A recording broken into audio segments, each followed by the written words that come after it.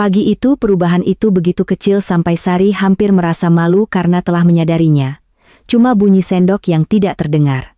Biasanya, pukul 6:04, dari dapur akan ada 2 atau 3 bunyi logam beradu pelan, lalu suara tutup termos dibuka, lalu kursi kayu di meja makan digeser sedikit terlalu keras karena Raka, anak laki-lakinya, tidak pernah benar-benar belajar meletakkan sesuatu dengan hati-hati di rumah sendiri, bukan karena ia anak yang kasar. Lebih karena di rumah itu, sejak kecil, kehati-hatian selalu datang dari satu arah saja, dari orang yang lebih tua kepada yang lebih muda, dari yang menunggu kepada yang ditunggu, dari yang membereskan kepada yang meninggalkan bekas. Tetapi pagi itu meja makan tetap rapi seperti foto katalog, taplak motif bunga kecil tanpa remah, gelas terbalik di atas tatakan, termos biru di ujung meja dengan permukaan yang memantulkan garis jendela. Nasi goreng yang Sari buat masih mengepulkan uap, telur dadar yang ia lipat 2 masih hangat di piring saji, dan kursi Raka tetap masuk rapi ke bawah meja, lurus seolah semalam tidak pernah dipakai. Sari berdiri agak lama di dekat kompor dengan spatula di tangan, menatap ke arah meja seolah benda-benda itu akan memberi penjelasan kalau dilihat cukup lama. Dari kamar Raka tidak ada suara musik, tidak ada bunyi gagang pintu, tidak ada langkah kaki yang diseret pelan di lorong. Ia menunggu sampai minyak di wajan mulai dingin dan permukaannya berubah kusam. Baru setelah itu ia memanggil 1 kali, "Raka." Suaranya tidak keras, hanya dilempar ke lorong seperti melempar batu kecil ke air tenang. Tidak ada jawaban. Sari meletakkan spatula, mengusap tangannya di celemek, lalu berjalan ke kamar anaknya dengan perasaan yang belum bisa ia namai, bukan cemas. Belum. Lebih mirip rasa tersinggung yang belum sah untuk diakui. Pintu kamar terbuka sedikit. Dari celahnya terlihat ranjang sudah dirapikan, selimut dilipat, bantal ditegakkan ke dinding, tas hitam tidak ada di kursi. Sepatu sekolah yang seharusnya tergeletak asal di dekat rak juga tidak ada. Di meja belajar, laptop sudah lenyap, hanya menyisakan lingkaran tipis debu yang lebih terang. Yang tertinggal justru hal-hal yang tidak penting, pulpen tanpa tutup, kabel charger yang melingkar, struk minimarket, dan sebuah gelas bekas air putih yang setengah penuh. Sari berdiri di ambang pintu, lalu masuk 2 langkah. Kamar itu tidak tampak seperti kamar anak yang kabur. Itu yang pertama kali ia pikirkan, dan pikiran itu datang begitu cepat sehingga ia sendiri sebal pada dirinya. Kabur? Kenapa kata itu yang muncul? Raka cuma berangkat pagi, mungkin. Ada tugas kampus, ada urusan organisasi. Ada sesuatu yang sudah pernah ia beritahu dan Sari lupa. Tetapi di bawah gelas ada secari kertas sobekan dari buku tulis, dilipat 2, tulisan Raka selalu agak miring ke kanan, rapi, seperti berusaha terlihat tenang. "Bu, aku berangkat lebih pagi, jangan tunggu buat sarapan. Aku lagi pengen beberapa hari di luar dulu, aku baik-baik saja." Hanya itu, tidak ada penjelasan kemana, dengan siapa, untuk apa. Tidak ada kata maaf. Bahkan tidak ada panggilan yang lebih panjang dari Bu, yang selama ini justru terasa akrab karena ringkas, tapi pagi itu mendadak terdengar seperti jarak. Sari membacanya 3 kali. Pada bacaan pertama, yang ia tangkap hanya frasa beberapa hari. Pada bacaan kedua, ia berhenti di luar dulu. Pada bacaan ketiga, matanya tertahan di kalimat paling ringan, "Aku baik-baik saja." Seolah yang ditinggalkan untuknya bukan kabar, melainkan pembatas. Jangan cari. Jangan besar-besarkan. Jangan jadikan ini peristiwa. Ia duduk di tepi ranjang Raka pelan-pelan, takut ada sesuatu yang berubah lagi kalau ia bergerak terlalu cepat. Dari luar, motor tetangga menyala. Ada suara ibu-ibu menyapu halaman dan saling memanggil nama anak. Matahari baru naik sedikit, tetapi udara sudah mulai punya panas yang lengket. Sari menaruh catatan itu di pangkuannya seperti benda yang bisa pecah. Ia tidak menangis. Ia bahkan tidak merasa sedih dengan bentuk yang jelas. Yang datang lebih dulu justru keinginan untuk menyusun alasan yang masuk akal agar semuanya tetap muat di dalam kehidupan yang biasa, beberapa hari. Anak-anak zaman sekarang suka begitu, mereka butuh ruang, mereka gampang sumpek. Bukankah semalam tidak terjadi apa-apa? Atau justru ada? Ia menatap meja belajar, lalu lemari, lalu dinding yang penuh bekas selotip tempat poster-poster lama pernah ditempel. Ia mencoba mengingat percakapan terakhir mereka semalam, dan karena ingatan tidak pernah datang utuh, yang pertama teringat justru hal sepele. Raka berdiri sambil minum air, tidak duduk, Tidak menatap ibunya penuh. Hanya separuh wajahnya menghadap dapur ketika berkata bahwa ia tidak jadi mengirim berkas pendaftaran magang ke perusahaan milik teman Pak Hadi. Kenapa? Tanya Sari waktu itu, masih memotong sawi di talenan. Aku lagi mikir yang lain. Mikir apa? Yang lain dulu. Yang lain itu apa, Raka? Ia ingat nada suaranya sendiri, tidak tinggi, tidak tajam, tapi memiliki kerapatan yang membuat kalimat selanjutnya sulit memilih jalan. Raka sempat diam cukup lama, sampai bunyi pisau di talenan terdengar terlalu keras. Aku mau coba bantu Mas Yonan di studio dulu. Sari waktu itu bahkan tidak langsung mengangkat kepala. Mas Yonan sepupu jauh yang membuka studio kecil untuk desain, cetak, dan sesekali memotret wisuda adalah jenis nama yang menurutnya selalu datang membawa ketidakseriusan. Anak baik, tentu, santun. Tetapi hidupnya berantakan dengan cara yang dirayakan sebagai kreatif. Jam kerja tidak jelas, pendapatan tidak pasti. Kaos oblong dan sandal jepit untuk urusan yang seharusnya memakai kemeja. Sari tahu ia pernah berkata tentang itu lebih dari sekali, mungkin terlalu sering. Bantu-bantu itu bisa kapan saja, katanya. Kesempatan magang begini belum tentu datang 2 kali. Raka menaruh gelas, tetap berdiri. Aku enggak minat di situ, minat itu dibentuk. Bukan ditunggu seperti durian jatuh. Kalimat itu, semalam, terdengar biasa baginya. Pagi ini, di kamar yang sudah terlalu rapi, kalimat itu muncul kembali dengan tepi yang berbeda, bukan karena isinya, melainkan karena wajah Raka saat mendengarnya, tidak marah, tidak membantah, hanya seperti menutup jendela dari dalam. Sari menekan catatan itu dengan ibu jari, lalu menarik napas panjang. Ia berdiri, keluar dari kamar, kembali ke dapur, dan untuk beberapa menit melakukan hal-hal yang tidak perlu mematikan kompor yang sudah mati, membuka kulkas lalu menutupnya lagi, meratakan nasi goreng di piring saji dengan sendok, seolah kegiatan kecil bisa menahan peristiwa itu tetap kecil. Ketika Hadi keluar dari kamar mandi dengan handuk di leher dan rambut masih basah, Sari sudah duduk di meja makan dengan punggung tegak dan catatan itu di samping piring yang belum disentuh. Raka mana? Tanya Hadi, sambil duduk. Sari menyodorkan kertas itu tanpa bicara.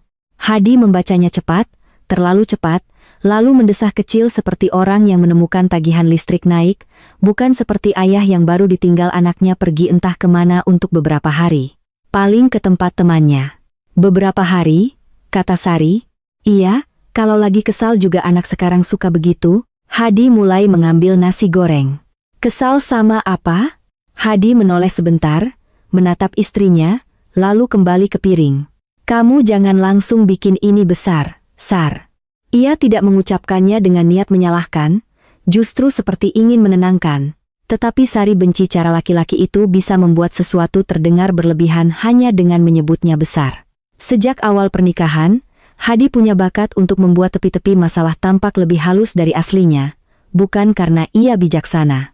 Lebih karena ia tidak tahan hidup dalam ketegangan terlalu lama, jadi ia memendekkan ketegangan itu di kepalanya sendiri. Jika ada suara pintu dibanting, ia akan bilang angin. Jika ada wajah yang menutup, ia akan bilang capek. Jika ada anak yang pelan-pelan menjauh, ia akan menyebutnya fase. Aku enggak bikin besar. Aku cuma mau tahu dia kemana. Nanti juga kabari. Kalau enggak, Hadi diam. Ia mengambil sendok pertama, lalu meletakkannya lagi. Kamu sudah telepon? Sari belum. Entah kenapa ia belum. Mungkin karena ada harga diri yang terasa konyol untuk diakui, ia tidak mau menjadi orang pertama yang terdengar panik. Ia mengeluarkan ponsel dari saku celemek, membuka chat Raka. Tadi pukul 05.11 ada pesan masuk yang tak berbunyi karena semalaman ponselnya ia letakkan di ruang tengah. Bu, aku berangkat dulu. Hanya itu.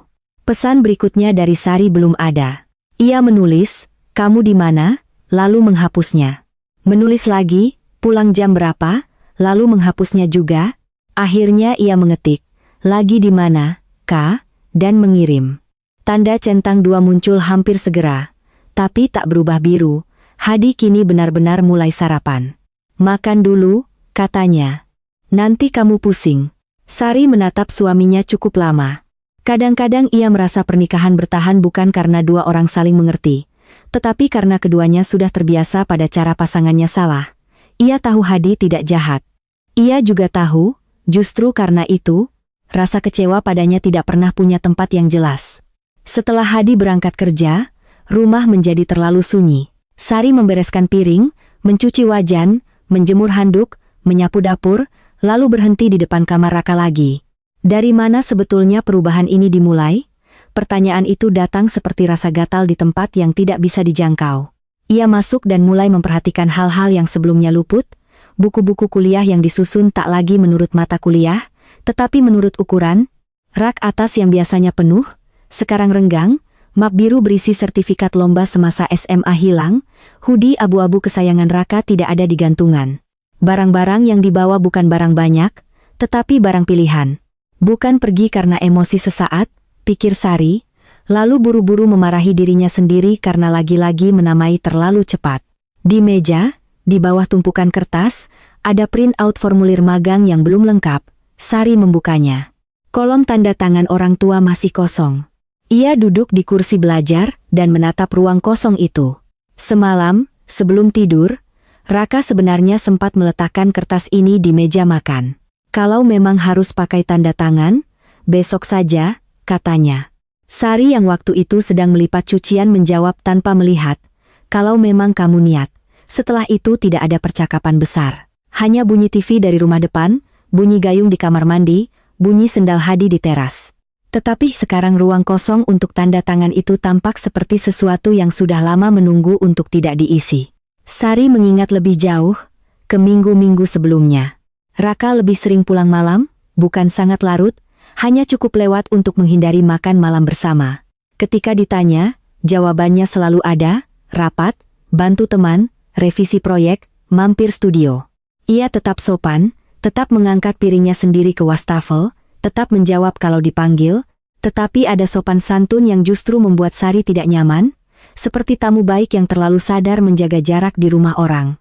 Ia pernah membangunkan Raka untuk salat subuh seperti biasa, dan anak itu bangun, duduk, mengusap wajah, namun tidak langsung ke kamar mandi. "Bangun, Kak," kata Sari. "Iya, Bu. Jangan dibiasakan ditunda-tunda." Raka menatap lantai, lalu berkata pelan, "Enggak semua yang ditunda itu malas." Waktu itu Sari tersinggung karena jawaban itu terdengar berlapis. Pagi ini ia mengingatnya lagi dan merasa barangkali bukan lapisan yang ia dengar, melainkan lelah. Menjelang pukul 9, balasan Raka datang, "Lagi di tempat teman, aman." Sari langsung menelepon. Tidak diangkat. Ia menatap layar sambil merasakan panas menjalar dari tenggorokan ke pipi. Ia mengetik cepat, "Teman yang mana?" lalu menahan diri dan mengganti dengan, "Sama siapa?" Pesan itu dibaca, tidak dibalas. Sari meletakkan ponsel di meja, lalu mengambilnya lagi. Keinginan untuk menghubungi semua orang yang mungkin tahu, terasa mendesak dan memalukan sekaligus. Ia tidak ingin jadi ibu yang mencari anaknya kemana-mana pada hari pertama. Tetapi ia juga tidak tahan berada dalam ketidaktahuan yang sopan. Akhirnya ia menghubungi Nita, teman dekat Raka sejak SMA yang masih sesekali datang ke rumah. Nita menjawab dengan suara hati-hati, seperti orang yang sudah tahu ada sesuatu yang tidak beres sebelum telepon diangkat. "Pagi, Tante." "Nita, Raka sama kamu?" "Enggak, Tante, ada jeda." "Memang Raka kenapa?" "Dia pergi dari rumah beberapa hari katanya." Nita diam sedikit terlalu lama. "Kalau aku tahu dia di mana, pasti aku bilang, Tante." Kalimat itu baik, tapi bagian kalau aku tahu terasa bukan sekadar kalimat penyangga. Sari menangkap ada sesuatu yang disusun cepat di kepala anak itu. Beberapa hari terakhir dia ada cerita apa? "Biasa aja, Tante. Lagi pusing soal banyak hal." "Banyak hal itu apa?" "Ya kuliah, magang, kerjaan." Nita tertawa kecil, kering. Kayak anak umur segitulah. Setelah menutup telepon, Sari duduk dengan perasaan yang makin tidak enak. Kayak anak umur segitu. Kalimat seperti itu akhir-akhir ini sering ia dengar dari banyak orang yang lebih muda, dan selalu terdengar seperti ada dunia yang sengaja tidak dibukakan untuknya. Seolah usia menjadi negara sendiri dan ia tidak punya visa masuk. Sari menghabiskan siang dengan bekerja lebih banyak dari biasanya. Ia menyetrika baju yang sebenarnya bisa besok, membersihkan kaca jendela, bahkan merapikan laci sendok garpu. Dalam pekerjaan rumah yang teratur itu, pikirannya berjalan liar. Ia teringat masa kecil Raka yang begitu mudah dibaca. Kalau marah, bibirnya manyun. Kalau takut, ia tidur mepet ke dinding. Kalau merasa bersalah, ia akan membereskan mainan tanpa disuruh. Semakin besar, semua tanda itu menghilang satu-satu. Sari menyalahkan pergaulan, internet, usia, kota, kampus, apa saja yang membuat seorang anak mengembangkan ruang di dalam dirinya yang tidak lagi bisa disentuh ibunya. Tetapi di sela-sela tuduhan itu ada sesuatu yang lebih membuatnya lelah. Kemungkinan bahwa ruang itu tidak tumbuh sendiri, melainkan dibangun juga oleh tangannya, sedikit demi sedikit, lewat cara ia bertanya, cara ia memutuskan, cara ia menyebut segala hal yang belum pasti sebagai nanti dulu.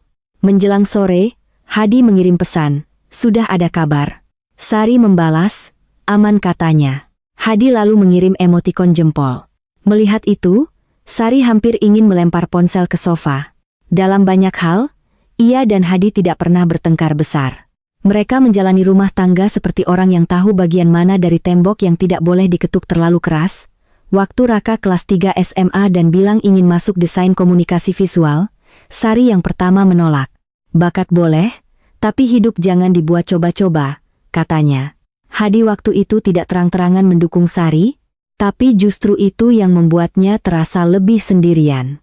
Ia hanya berkata pada Raka, coba dipikir lagi, nak, lihat peluang kerjanya. Lalu ketika Raka akhirnya memilih jurusan manajemen karena kompromi yang tidak pernah disebut kompromi, Hadi juga yang bilang, baguslah, biar ibumu tenang. Kalimat itu terdengar ringan, tetapi bertahun-tahun kemudian Sari masih ingat rasa pahitnya. Tenang. Seolah semua pilihan Raka memang sewajarnya disusun mengelilingi ketenangan ibunya, bukan hidupnya sendiri. Ia ingat malam setelah pengumuman masuk kampus, Raka tersenyum di meja makan dan berkata, ya sudah, yang penting masuk dulu. Sari menerima kalimat itu sebagai kematangan. Pagi ini ia baru menyadari bisa juga itu bentuk lain dari menyerah. Selepas asar, Sari berdiri cukup lama di teras depan. Gang kecil mereka belum ramai. Beberapa ibu duduk di kursi plastik, mengupas bawang atau memotong kangkung sambil mengobrol hal-hal yang selalu dimulai dari harga cabai dan berakhir entah di mana. Sari biasanya ikut jika pekerjaan longgar, tetapi hari itu ia memilih tetap berdiri dekat pot serai. Ia tidak ingin ditanya, Raka mana? Kok motor enggak ada? Atau lebih buruk, sudah kerja di mana anaknya? Pertanyaan-pertanyaan itu biasa, namun pada hari tertentu bisa terasa seperti jari yang menekan memar. Dari jauh, Bu Lina melambai. Mbah Sari, besok pengajian jadi, ya? Sari mengangguk.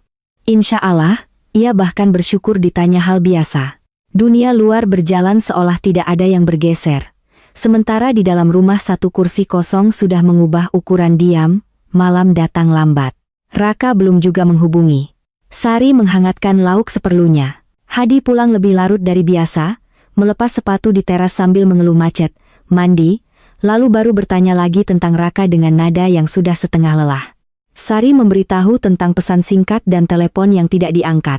Ya sudah, besok juga pulang, kata Hadi. Kamu bisa jangan semua hal dijawab ya sudah?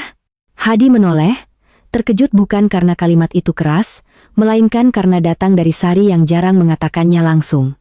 Lah terus mau gimana? Didatangi satu-satu? Kalau perlu iya. Kamu tahu dia di mana? Enggak. Nah. Hadi duduk di kursi makan, menarik napas. Sar, dengar. Anak itu bukan hilang. Dia cuma menjauh sebentar. Jangan sampai kita bikin dia makin malas pulang.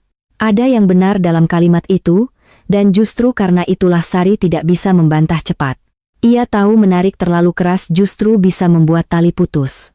Tetapi ia juga tahu, dalam keluarga mereka, yang disebut memberi ruang seringkali cuma nama lain dari membiarkan sesuatu membusuk pelan-pelan sampai baunya tidak bisa diabaikan.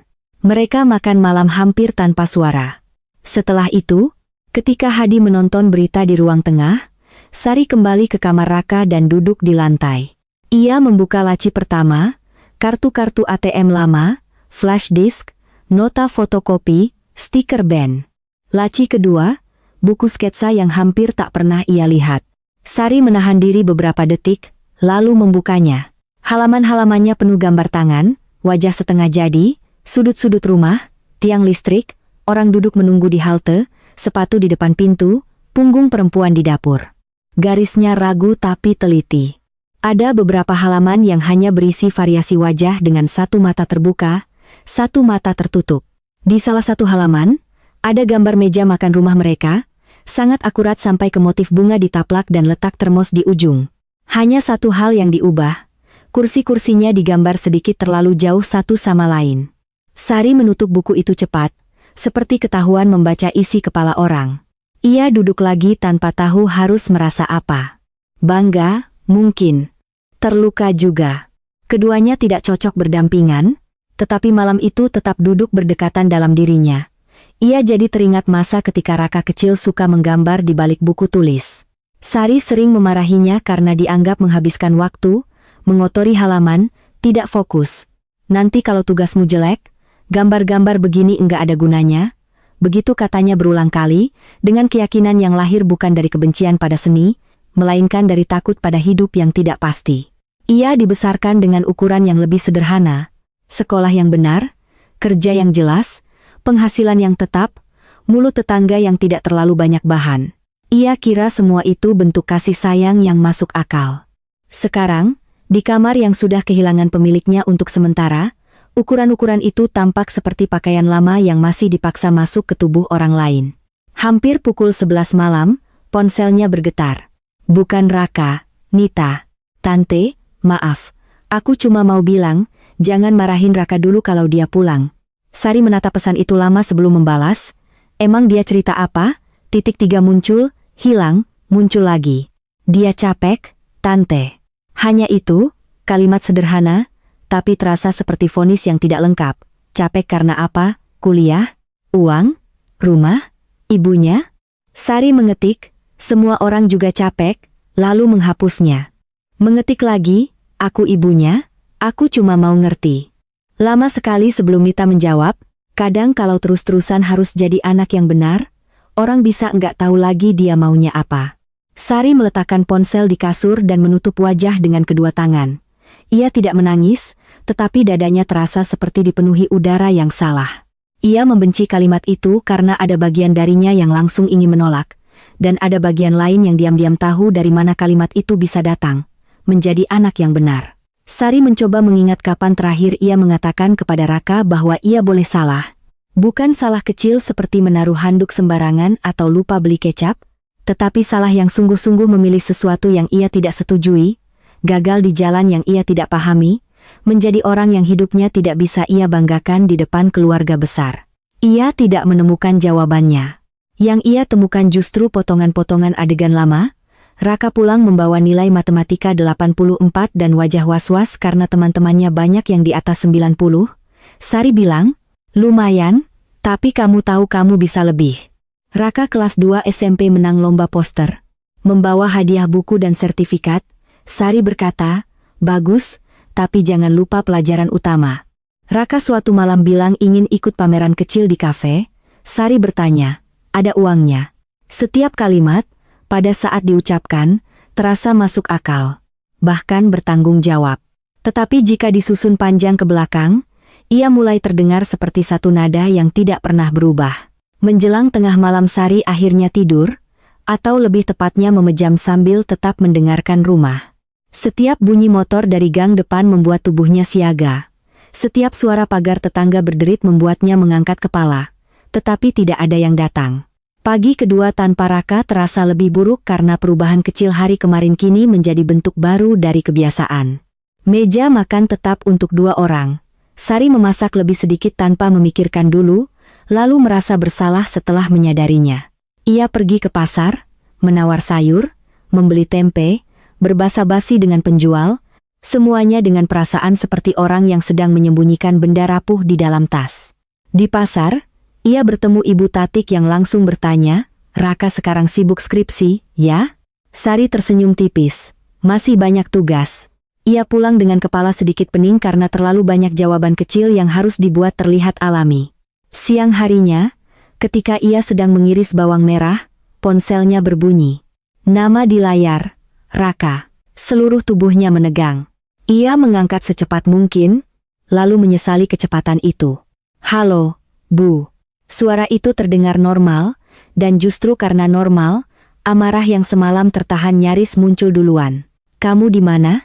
Masih sama teman? Teman yang mana? Raka diam sesaat. Bu, aku cuma mau bilang aku aman. Kamu pergi begitu saja, cuma tinggal catatan, terus sekarang bilang aman, itu menurutmu cukup? Ada jeda panjang. Dari seberang terdengar suara pintu dibuka, lalu ditutup pelan. Aku lagi nggak pengen pulang dulu. Kenapa? Aku capek. Kata itu menghantam dengan lembut, dan karena lembut, rasanya malah lebih telak. Sari memegang meja. Capek sama apa? Sama banyak hal. Jangan jawab kayak anak kecil. Ibumu tanya baik-baik. Raka menghela napas, sangat pelan, tetapi Sari menangkapnya. Nah itu, Bu. Apa itu? Aku kalau jawab jujur juga nanti salah. Kalimat itu tidak diucapkan keras. Tidak ada tuduhan dalam nadanya. Hanya kepastian yang sudah dipakai berkali-kali di dalam hati sebelum akhirnya keluar. Untuk beberapa detik Sari tidak bisa bicara, pisau di talenan masih menempel pada bawang setengah iris. Kamu ngomong apa sih? Suaranya akhirnya keluar, lebih rendah dari yang ia kira. Aku cuma butuh beberapa hari. Buat mikir, iya. Mikir apa yang enggak bisa di rumah? Di rumah aku susah dengar suara sendiri. Setelah itu keduanya diam. Dari luar rumah, ada tukang gas memanggil. Dari radio tetangga terdengar lagu lama. Dunia tetap bergerak dengan kekejaman yang biasa. Sari ingin mengatakan bahwa rumah dibangun justru supaya orang tidak sendirian dengan pikirannya. Ia ingin mengatakan bahwa semua yang ia lakukan selama ini demi masa depan Raka, demi supaya hidupnya tidak keras seperti yang pernah ia jalani bersama bapaknya dulu, demi supaya anak itu tidak perlu menelan banyak kalah di usia muda. Ia ingin mengatakan bahwa ibu juga manusia, ibu juga takut, ibu juga tidak selalu tahu cara mencintai tanpa ikut menentukan. Tetapi ketika bibirnya terbuka, yang keluar hanya, kamu pulang buat ambil baju pun enggak bilang. Di seberang, Raka tertawa kecil, bukan mengejek, lebih seperti sedih yang sudah terlalu lelah untuk berbentuk lain. Itu dia Bu, Sari menutup mata. Ia tahu ada sesuatu yang sedang menunjuk kepadanya, sesuatu yang kalau ia lihat penuh mungkin akan mengubah terlalu banyak hal, maka ia bertahan pada yang konkret. Kapan pulang? Belum tahu. Sama siapa? Sama teman. Nama? Raka diam lagi. Bu, nanti aku kabari. Raka, iya. Jangan bikin ibumu kelihatan seperti orang asing buat anak sendiri. Kata-kata itu meluncur sebelum sempat ditimbang. Di seberang tidak ada jawaban beberapa saat, lalu Raka berkata pelan, aku juga enggak mau begitu. Sambungan terputus tak lama setelah itu, bukan dibanting, bukan karena sinyal hilang, hanya selesai. Sari tetap memegang ponsel di telinga beberapa detik lebih lama, bawang merah di talenan menyengat matanya, membuatnya akhirnya benar-benar berair, dan ia benci bahwa bahkan tangis pun datang dengan bantuan benda lain. Sepanjang sore, kalimat, di rumah aku susah dengar suara sendiri berputar terus di kepalanya. Ia menyapu lantai 2 kali, salah menaruh garam ke dalam teh, hampir lupa menjemput laundry, lalu marah pada diri sendiri, karena tampak seperti perempuan yang hidupnya runtuh hanya karena seorang anak pergi beberapa hari. Namun setiap ia mencoba mengecilkan peristiwa itu, ada bagian lain yang menolak. Bukan karena takut kehilangan secara fisik, melainkan karena untuk pertama kalinya ia mendengar dengan jelas bahwa rumah yang ia rawat sedemikian telaten bisa menjadi tempat yang membuat seseorang sulit mendengar dirinya sendiri. Malam itu Hadi pulang dan mendengar cerita telepon dengan wajah yang, lagi-lagi, terlalu cepat ingin menemukan jalan damai. Ya berarti dia lagi butuh waktu, katanya. Sari menatap suaminya, lelah bahkan untuk marah. Kamu enggak dengar isi kalimatnya? Aku dengar. Terus apa? Mau dipaksa pulang? Sari tidak menjawab, ia memandang ke arah kamar Raka yang pintunya setengah tertutup. Di balik pintu itu masih ada meja, ranjang, buku gambar, dan sebuah ruang kosong untuk tanda tangan yang tidak pernah ia berikan. Di rumah ini, pikirnya, ia selalu mengira yang ia jaga adalah masa depan anaknya. Baru sekarang ia mulai takut. Jangan-jangan yang terlalu lama ia jaga sebenarnya cuma bayangan dirinya sendiri tentang anak yang bisa ia pahami, anak yang bisa ia jelaskan kepada orang lain, Anak yang tidak membuatnya harus belajar bahasa baru untuk mencintai, dan ketakutan itu tinggal di dadanya sampai malam menjadi makin dalam, sampai suara televisi Hadi mengecil sendiri, sampai dari gang depan terdengar satu motor berhenti sebentar lalu pergi lagi, meninggalkan rumah mereka utuh di tempatnya tetapi tidak lagi terasa sama. Sama seperti malam-malam ketika ia tidak bisa tidur dulu, Sari bangun sebelum subuh pada hari ketiga bukan karena tubuhnya sudah cukup istirahat, melainkan karena kepalanya menolak menyerah lebih lama kepada gelap. Ia duduk di tepi ranjang beberapa saat sambil meraba ujung selimut, mendengarkan napas Hadi yang teratur di sebelahnya, dan merasakan betapa tidak adilnya tidur bisa tetap datang kepada orang lain ketika isi rumah sedang bergeser. Di dapur, ia menyalakan lampu tanpa suara, menjerang air, lalu berdiri dengan kedua tangan di pinggir meja. Ada kebiasaan-kebiasaan yang tetap hidup meski orang yang menjadi alasan kebiasaan itu sedang pergi, ia masih otomatis mengambil cangkir ketiga dari rak, masih menoleh ke arah pintu kamar Raka seakan satu panggilan pelan bisa membuat semuanya kembali ke susunan lama, masih menekan ponsel tiap beberapa menit meskipun tak ada pesan baru. Ketika azan subuh mulai terdengar bertumpuk dari musala masjid di sekitar gang, Sari menutup mata, ia tidak sungguh-sungguh berdoa dengan kalimat yang runtut. Yang datang hanya potongan-potongan permintaan yang terasa memalukan justru karena sederhana. Semoga anaknya aman, semoga anaknya makan, semoga anaknya tidak sedang bersama orang yang salah, semoga ketika pulang nanti ia masih tahu bagaimana berbicara kepadanya tanpa membuat semuanya pecah lebih jauh. Setelah sholat, ia duduk lebih lama di sajadah, bukan karena khusyuk, melainkan karena lantai yang dingin memberinya alasan untuk tidak segera kembali menjadi ibu yang harus memutuskan sesuatu. Di luar, langit baru memucat. Dari rumah Bulina sudah terdengar suara pintu dibuka, lalu suara ember digeser. Hari berjalan lagi, dan Sari merasa belum siap diajak ikut. Namun rumah, seperti biasa, tidak menunggu kesiapan siapapun. Ia tetap minta disapu, diberesi, diberi makan. Maka setelah matahari naik sedikit, Sari mengikat rambut, menyapu teras, menyiram tanaman, memotong sayur, melakukan semuanya dengan gerak yang nyaris lebih rapi dari biasanya. Ketika satu-satunya hal yang tak bisa ia atur adalah hati anaknya, tubuhnya seperti mencari pelampiasan pada hal-hal yang masih bisa lurus menurut tangan. Hadi turun ke meja makan dengan wajah sisa kantuk dan suara yang dibuat biasa-biasa saja. Ia menanyakan teh manis, menanyakan sambal, lalu baru setelah beberapa menit berkata, "Ada kabar." Sari menggeleng. Hadi duduk, mulai makan, dan untuk sesaat Sari membiarkan ia menikmati 2-3 suap sebelum berkata tanpa menatap, "Aku mau ke kampusnya nanti." Hadi berhenti mengunyah. "Ngapain?" "Lihat aja." "Lihat apa?" "Lihat dia benar kuliah apa enggak, lihat siapa yang tahu dia ada di mana." Hadi meletakkan sendok. "Sar, jangan." Sari menoleh. "Jangan kenapa?" "Jangan datang dengan kepala panas." "Aku enggak panas." "Kamu dari kemarin tegang terus." "Aku ibunya." "Ya, aku ayahnya juga." Kalimat itu keluar lebih tegas dari biasanya, dan justru karena jarang dipakai, ia terdengar seperti benda yang dipinjam dari rumah orang lain. Sari menatap suaminya cukup lama. "Terus?" tanyanya pelan. Hadi menghela napas. "Terus aku juga kepikiran. Cuma aku enggak mau semua ini jadi tambah berantakan karena kita buru-buru." "Kamu kira sekarang enggak berantakan?" Hadi tidak menjawab langsung.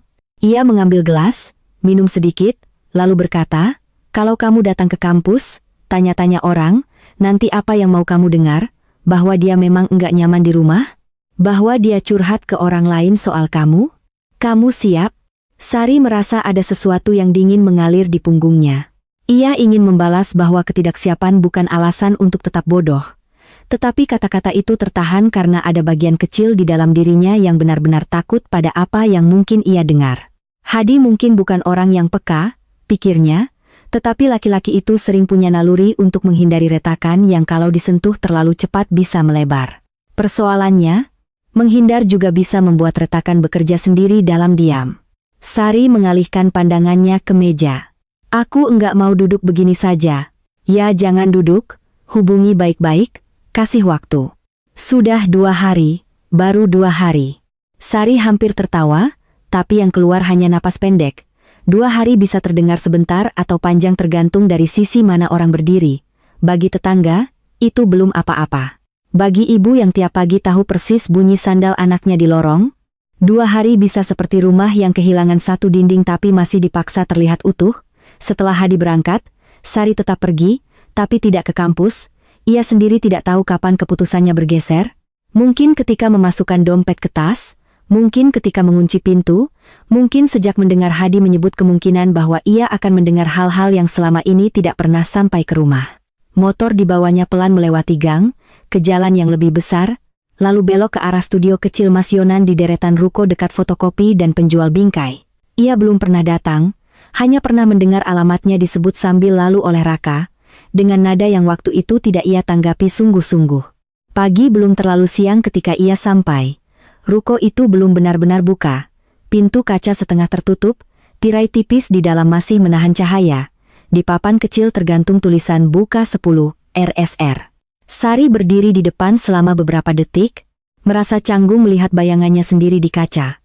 Perempuan 40 sekian dengan tas belanja sederhana, kerudung warna coklat muda, wajah yang terlalu siaga untuk tempat seperti itu. Di dalam tampak meja komputer, rak contoh undangan, gulungan backdrop, dan lampu studio. Semuanya tidak semengerikan bayangannya. Justru terlalu biasa. Ia hampir berbalik ketika terdengar suara kunci dari samping. Seorang laki-laki bertubuh kurus membuka rolling door setengah di unit sebelah, lalu melihat Sari dan menyapa. "Cari siapa, Bu? Mas Yonan sudah datang?" "Belum. Biasanya bentar lagi." Sari mengangguk, lalu berdiri lagi dengan perasaan seperti sedang menunggu hasil pemeriksaan. Ketika Yonan akhirnya datang dengan motor matic dan tas selempang hitam, ia tampak kaget melihat Sari. "Bu Sari," sapanya, buru-buru mematikan mesin. "Iya. Loh, Kok, disilakan masuk dulu." Sari mengikuti dengan langkah yang ditahan. Di dalam, AC belum dinyalakan, jadi udara masih menyimpan bau kertas, plastik, dan sedikit debu. Yonan membuka pintu kaca penuh, menyalakan lampu, lalu menyingkirkan beberapa map dari kursi tamu. "Maaf ya, Bu, berantakan." Sari duduk. Ia sebenarnya sudah menyiapkan berbagai kalimat di perjalanan, namun begitu berhadapan dengan laki-laki muda yang wajahnya lebih lelah daripada urakan, kalimat-kalimat itu mendadak terdengar terlalu tajam. "Raka ada di sini?" tanyanya akhirnya. Yonan membeku sebentar, sangat kecil, tapi cukup untuk ditangkap. "Enggak, Bu. Kamu tahu dia di mana?" "Aku." Yonan menggosok tengkuk. "Dia sempat kesini kemarin." Sari menatapnya. "Kemarin?" "Iya. Bantu edit beberapa desain, habis itu pergi lagi." "Kemana?" "Dia enggak bilang." "Tapi kamu tahu dia lagi tinggal di mana?" Yonan diam terlalu lama. Di luar, ada suara motor parkir, lalu anak muda lain masuk sambil membawa kardus. Melihat ada tamu, ia hanya mengangguk dan langsung ke belakang. Keheningan di antara Sari dan Yonan terasa makin tidak nyaman karena kini ada saksi yang berpura-pura sibuk. "Mas Yonan," kata Sari, lebih pelan justru karena sudah tak sabar, "aku datang bukan buat marah. Aku cuma mau tahu anakku aman." Yonan menunduk sedikit. "Dia aman, Bu." "Berarti kamu tahu." "Aku cuma tahu dia numpang di tempat temannya sementara." "Teman siapa, Bu?" Sari merasakan darah naik ke wajahnya. "Kenapa semua orang bicara ke aku seperti aku ini ancaman?" Kalimat itu keluar sebelum ia sempat menahannya. Yonan mengangkat kepala cepat, tampak bersalah. "Bukan begitu." "Terus bagaimana?" "Raka cuma minta jangan dibilang dulu. Aku ibunya." "Aku tahu." "Dan itu tidak cukup?" Yonan menarik kursi kecil dan duduk, mungkin supaya percakapan tidak terasa seperti ia sedang berdiri siap kabur. "Bu, saya ngomong jujur, ya, saya bukan mau ikut campur. Tapi dia datang kemarin memang lagi capek. Bukan capek yang gampang selesai kalau diceramahin atau dipaksa pulang. Dia bilang mau napas dulu." "Napas dulu." Lagi-lagi kata-kata yang menyederhanakan sesuatu sambil sekaligus menutup pintu. Sari menahan diri agar tidak memotong. "Dia sering kesini?" tanyanya. Yonan menimbang sebelum menjawab. "Sering bantu, sudah beberapa bulan." "Beberapa bulan?" Sari mengulang, dan di kepalanya kata itu langsung bercabang kemana-mana. Berarti ada waktu yang panjang, cukup panjang untuk menjadi kebiasaan. Cukup panjang untuk tidak disebut karena sengaja tidak ingin disebut. "Raka bilang sama ibu dia sering kesini." Sari tidak menjawab, Ia tidak ingin memberi Yonan kepuasan melihat celahnya terlalu jelas. Padahal, kalau jujur, ia sendiri tidak tahu apakah Raka pernah benar-benar menyembunyikannya atau hanya menyebutnya dengan cara yang ia anggap remeh. Dia bantu apa? Macam-macam. Layout, desain feed, kadang pegang kamera, kadang cuma beres-beres file. Dibayar? Yonan tersenyum kecil, samar. Kadang, senyum itu tidak meremehkan, tetapi cukup untuk membuat Sari merasa pertanyaannya tua sekali. Namun ia tetap bertahan pada arah itu. Lalu itu mau dibawa kemana? Kalau semua serba kadang. Yonan memandang meja sebentar sebelum menjawab, dan cara ia mencari kata membuat Sari sadar laki-laki itu sungguh-sungguh berhati-hati. Saya enggak tahu dibawa kemana, Bu. Saya juga lagi meraba-raba hidup saya sendiri. Tapi kalau soal Raka, saya cuma lihat dia kalau ngerjain beginian beda. Lebih ada. Kalimat lebih ada membuat Sari tercekat. Ia ingin menolak karena terdengar terlalu puitis untuk urusan kerja, tapi justru karena tidak rapi, ia terasa jujur. Lebih ada. Apakah selama ini di rumah, di kampus, di jalur yang ia anggap aman, anaknya justru kurang ada? Sari memalingkan wajah ke rak undangan, ke foto-foto contoh prewedding, ke printer besar di sudut. Tempat itu tidak menjanjikan masa depan, dalam bahasa yang ia mengerti, tetapi juga tidak terlihat seperti kehancuran. Yang paling mengganggu justru kemungkinan bahwa ia selama ini membayangkan pilihan anaknya hanya dalam dua warna, aman atau sia-sia. Nah, dia bilang apa tentang rumah? Suara Sari sendiri terdengar pelan. Yonan menghela napas pendek. Enggak banyak. Tapi ada. Apa? Laki-laki itu ragu lagi. Dia bilang capek harus terus kelihatan baik-baik saja. Sari duduk sangat diam. Di kepalanya, kalimat itu langsung mencari tubuh-tubuh lama untuk ditempeli, wajah Raka di meja makan, bahu Raka di ambang pintu, suara Raka di telepon kemarin. Kelihatan baik-baik saja. Berapa kali selama ini ia puas hanya karena anaknya tidak membantah, tidak membuat malu, tidak menutup pintu keras. Berapa kali ia mengira ketenangan adalah kesepahaman, padahal mungkin hanya kelelahan yang belajar berbicara sopan. Dia juga bilang, Yonan menambahkan hati-hati, setiap kali mau coba ngomong, dia keburu ngerasa jawabannya sudah ada duluan. Sari menelan ludah, ada dorongan kuat untuk membela diri, bahkan di depan orang yang bukan siapa-siapa dalam susunan keluarganya. Ia ingin menjelaskan bahwa orang tua memang kadang harus memberi jawaban duluan karena anak belum pernah menanggung akibat sepenuhnya. Ia ingin mengatakan bahwa masa depan bukan percobaan kecil di komputer desain. Namun di saat yang sama, penjelasan-penjelasan itu mendadak terdengar seperti barang lama yang sudah terlalu sering dipakai sampai baunya menempel. Ia berdiri. Kalau dia datang lagi, bilang ibunya datang. Iya, Bu. Sari melangkah 2 langkah, lalu berhenti. Mas Yonan. Iya, aku bukan musuhnya. Yonan tidak langsung menjawab. Bukan karena tidak hormat, pikir Sari, melainkan karena jawaban yang jujur untuk kalimat semacam itu memang sulit diberikan cepat. Saya tahu ibu sayang sama dia, katanya akhirnya. Itu bukan jawaban yang diminta, tapi justru mungkin itulah satu-satunya yang bisa ia berikan. Di perjalanan pulang, matahari sudah naik tinggi dan jalanan mulai penuh. Sari mengendarai motor lebih pelan dari biasanya. Beberapa kali ia merasa ingin berhenti di pinggir jalan hanya untuk duduk sebentar dan membiarkan semua yang baru ia dengar meresap dengan urutan yang benar. Namun tidak ada urutan yang benar. Semua masuk bersamaan, marah karena selama berbulan-bulan ada bagian hidup Raka yang berjalan di luar pengetahuannya, malu karena orang lain mungkin lebih tahu wajah asli anaknya saat bekerja, tersinggung karena ia, ibunya sendiri, diberitahu lewat kalimat-kalimat hati-hati seolah harus dijaga reaksinya. Dan di bawah semua itu, sesuatu yang lebih halus tapi jauh lebih melelahkan, yaitu kemungkinan bahwa orang-orang itu berhati-hati bukan tanpa alasan. Di rumah, Sari langsung ke dapur dan menuang air dingin. Tangannya sedikit gemetar ketika gelas menyentuh bibir. Di meja makan, kursi Raka tetap masuk rapi ke bawah meja, dan untuk pertama kalinya sejak anak itu pergi, Sari tiba-tiba merasa marah pada kursi itu. Ia menariknya keluar terlalu keras, bunyinya menggesek lantai tajam, lalu ia sendiri kaget dengan suara yang ia buat.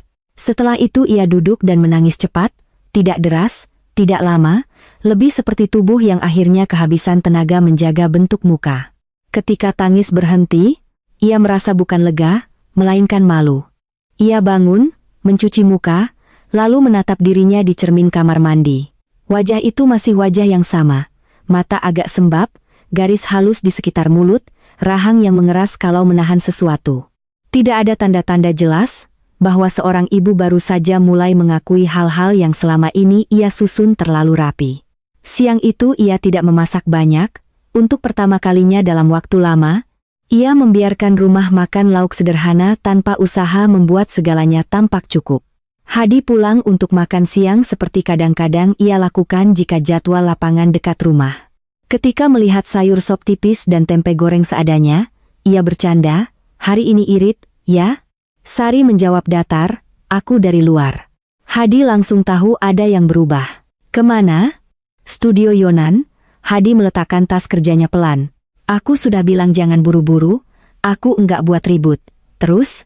Sari menceritakan secukupnya, bahwa Rakis sering bantu di sana, bahwa dia memang sempat datang, bahwa dia aman.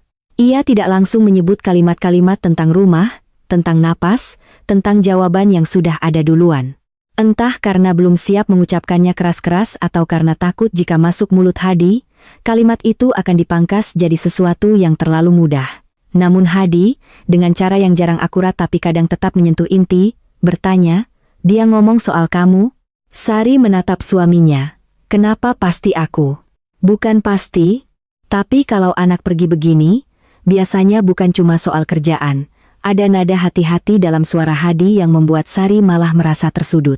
"Kalau menurutmu aku salah, bilang saja." "Aku enggak bilang begitu. Tapi kamu mikir begitu." Hadi menarik kursi dan duduk. "Aku mikir kita semua mungkin ada bagian salah." Kata semua seharusnya menenangkan karena membagi beban, tapi pada saat tertentu justru terasa seperti cara mengaburkan bentuknya. Sari duduk di seberang. "Selama ini kamu juga setuju sama aku." "Enggak selalu, tapi kamu diam." "Kadang diam itu supaya rumah tenang." "Rumah tenang buat siapa?"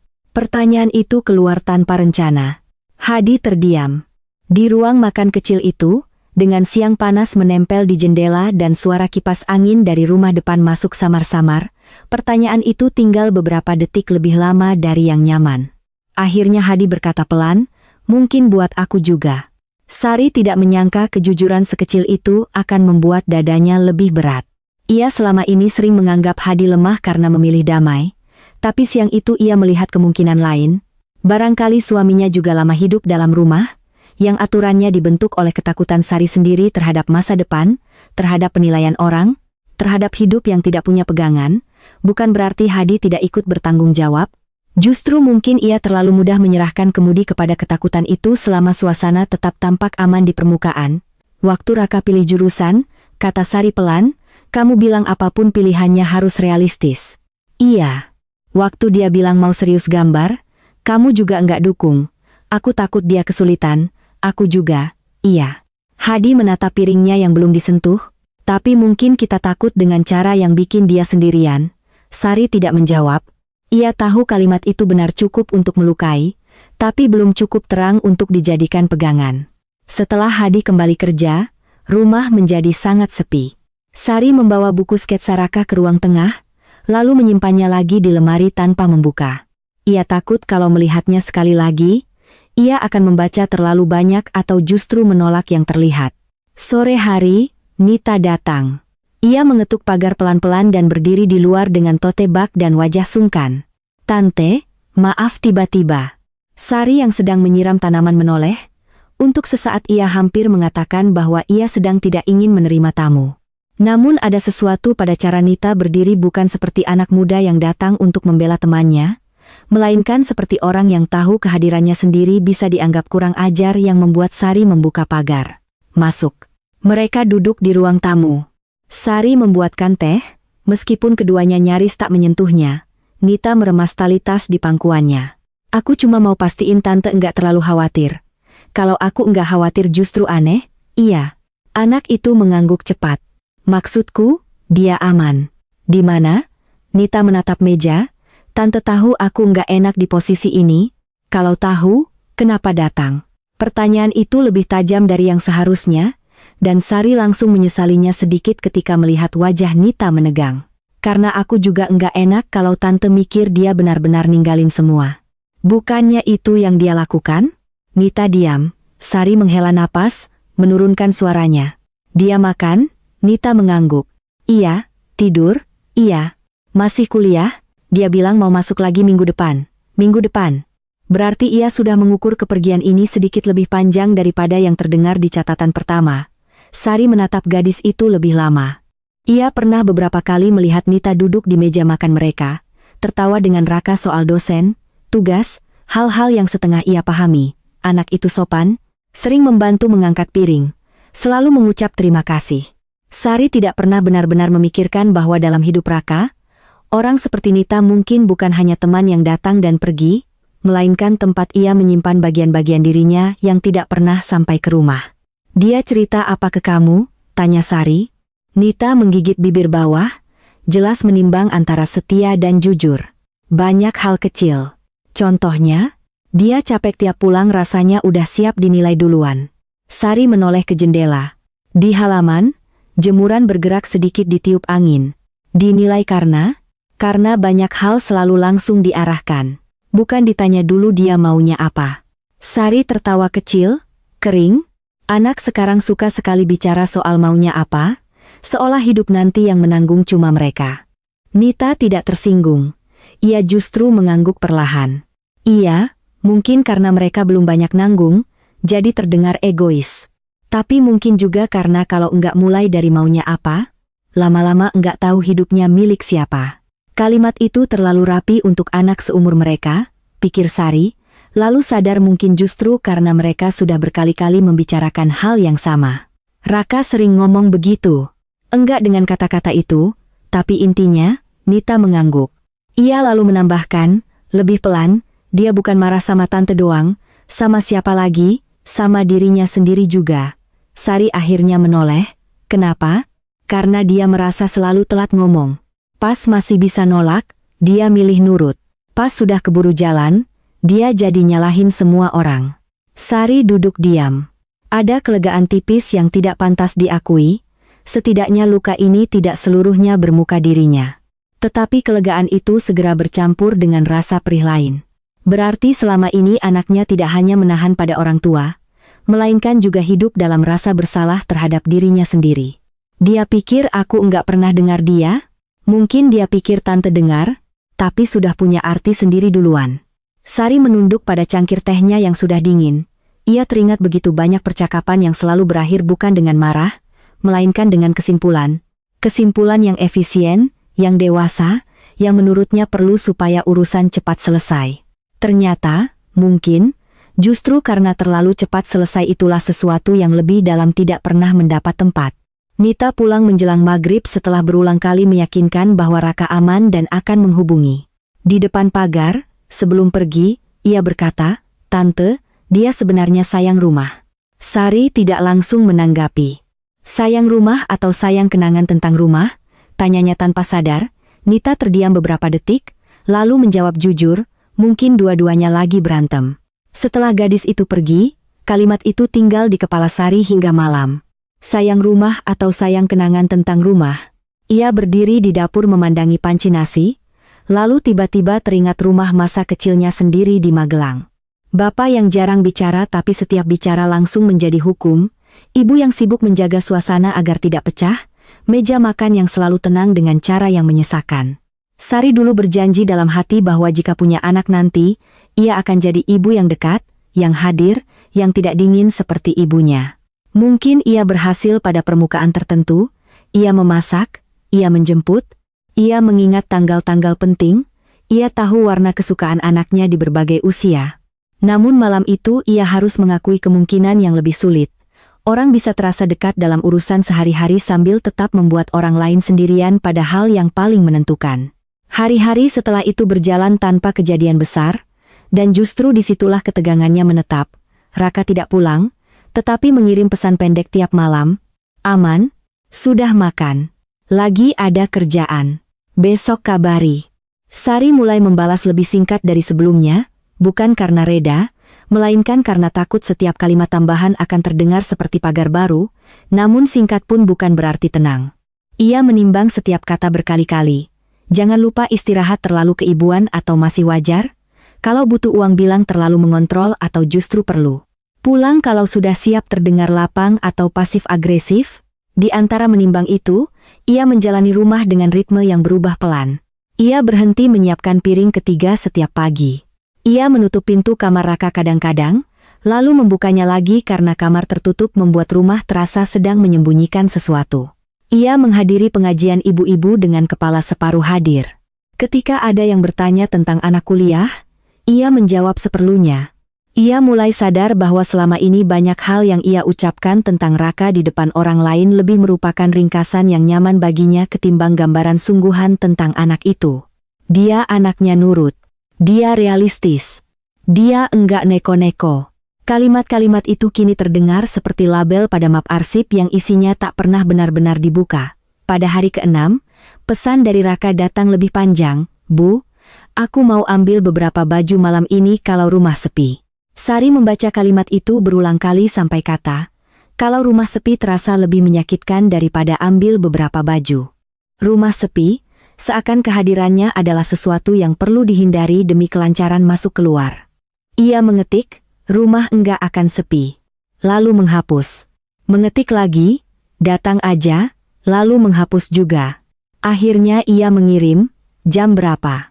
Balasan datang beberapa menit kemudian, habis Isya. Sari menatap layar lama sekali. Ia seharusnya punya kesempatan menyiapkan ucapan, sikap, bahkan pakaian. Namun justru kepastian jam membuat tubuhnya seperti dipenuhi semut. Sepanjang sore ia tidak bisa diam. Ia menyapu ruang tamu yang sudah bersih, mengganti sarung bantal sofa, memanaskan lauk, lalu mematikannya lagi. Hadi yang pulang lebih awal memperhatikannya tanpa banyak tanya. Ketika Sari memberitahu bahwa Raka akan datang ambil baju, Hadi cuma mengangguk pelan. Bagus, katanya. Sari merasa ingin marah pada kata itu, tapi tidak jadi. Bagus untuk siapa? Bagus bahwa anak sendiri mau datang hanya kalau untuk mengambil lebih banyak jarak? Namun mungkin di rumah yang sudah terlalu lama penuh jawaban, satu kedatangan singkat memang tetap perlu disambut sebagai sesuatu. Setelah maghrib, waktu berjalan lambat. Sari sengaja tidak menyalakan televisi. Ia duduk di kursi ruang tengah dengan tangan dingin di pangkuan.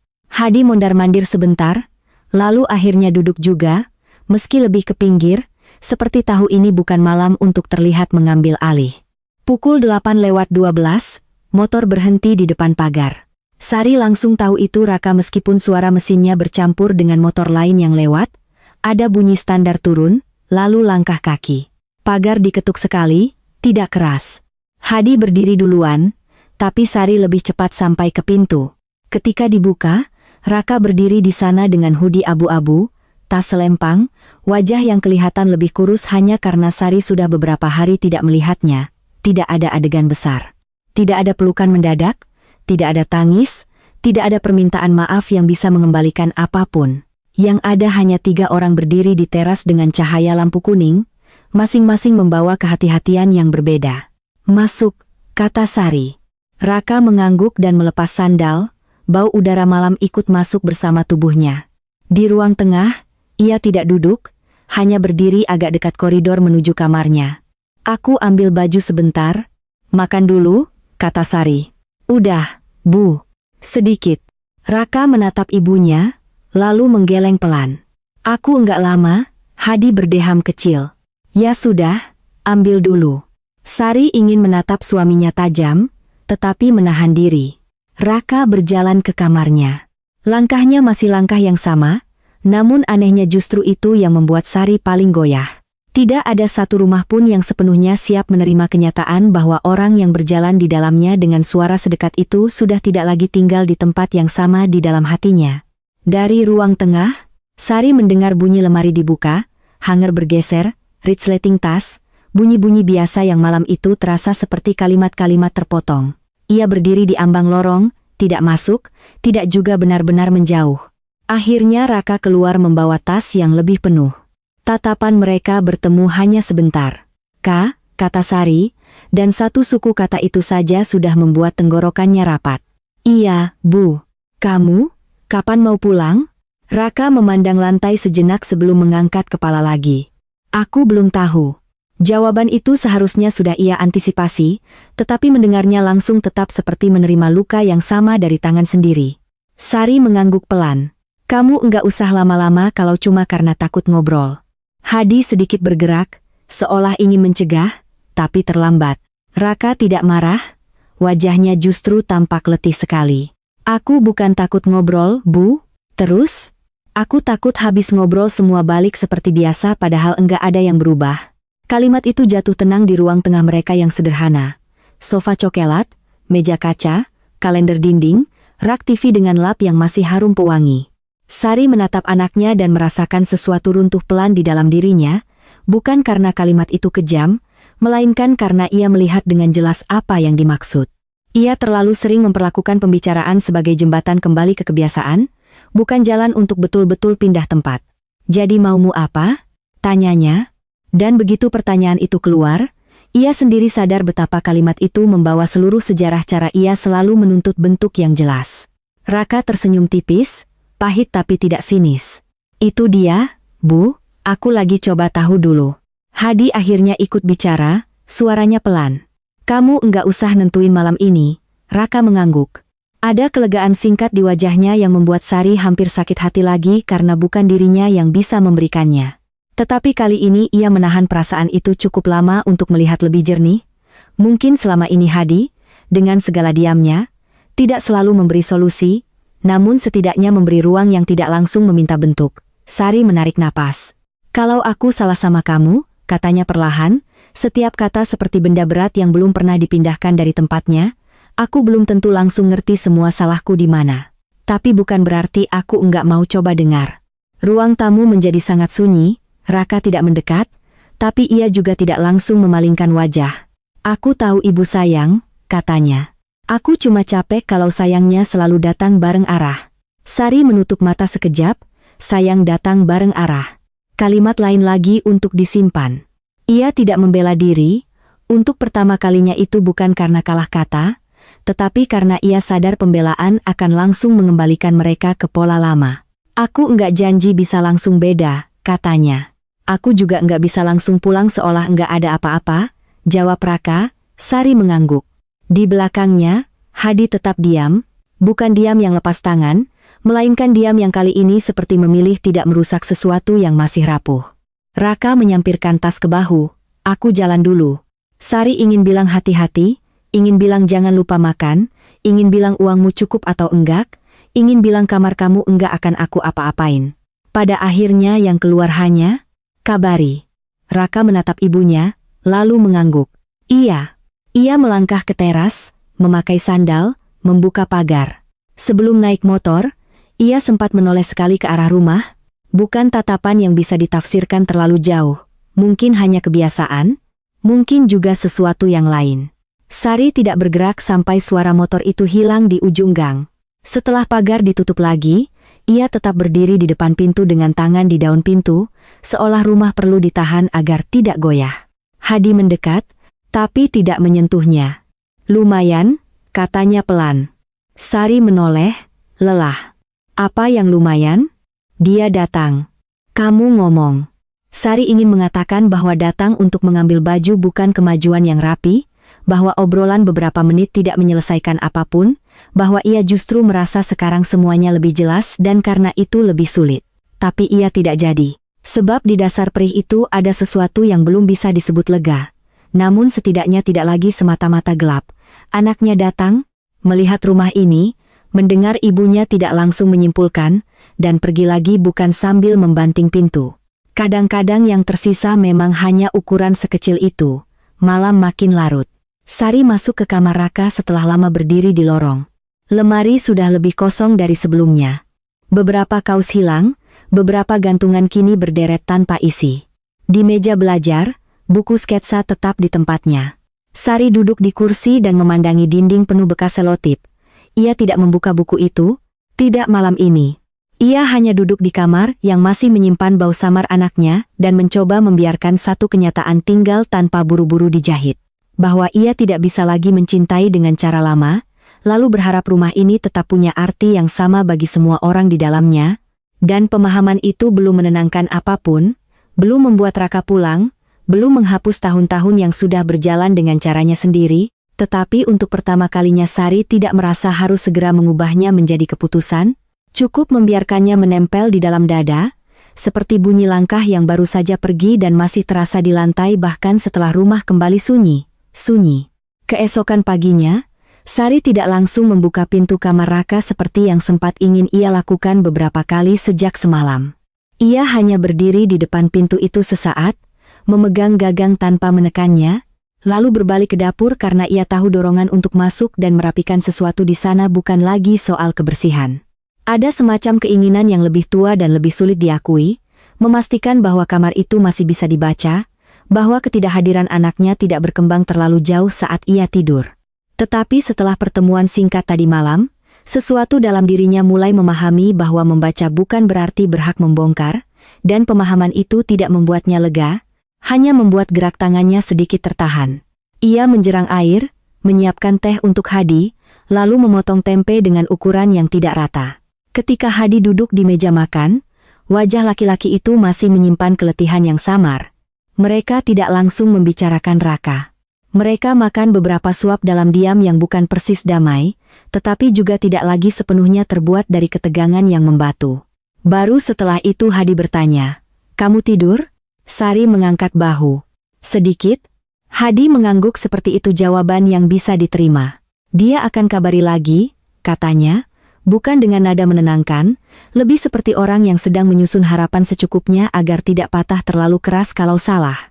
Sari menatap piringnya. "Aku enggak tahu harus gimana sekarang." Kalimat itu sederhana, tetapi bagi dirinya sendiri terasa asing karena selama ini ia jarang mengatakannya tanpa segera menambal dengan rencana. Hadi meletakkan sendok. "Mungkin enggak usah gimana-gimana dulu. Kamu gampang bilang begitu." "Enggak gampang." Hadi menatap meja sejenak sebelum menambahkan, "Cuma kalau tiap hal harus langsung dibetulkan, mungkin orang jadi capek sebelum sempat merasa didengar." Sari tidak menjawab. Ia tahu laki-laki itu sedang mencoba berhati-hati, mungkin lebih hati-hati daripada biasanya. Namun justru karena hati-hati, beberapa kata darinya menjadi lebih berat. Selama ini Hadi sering diam ketika ia bicara soal Raka, dan diam itu ia terjemahkan sebagai setuju, atau setidaknya menyerahkan penilaian kepadanya. Sekarang, melihat bagaimana suaminya memilih kalimat, Sari mulai curiga mungkin diam selama ini bukan selalu karena setuju, melainkan karena ia sendiri terlalu cepat memenuhi ruang dengan kepastian. Pikiran itu tidak menyenangkan.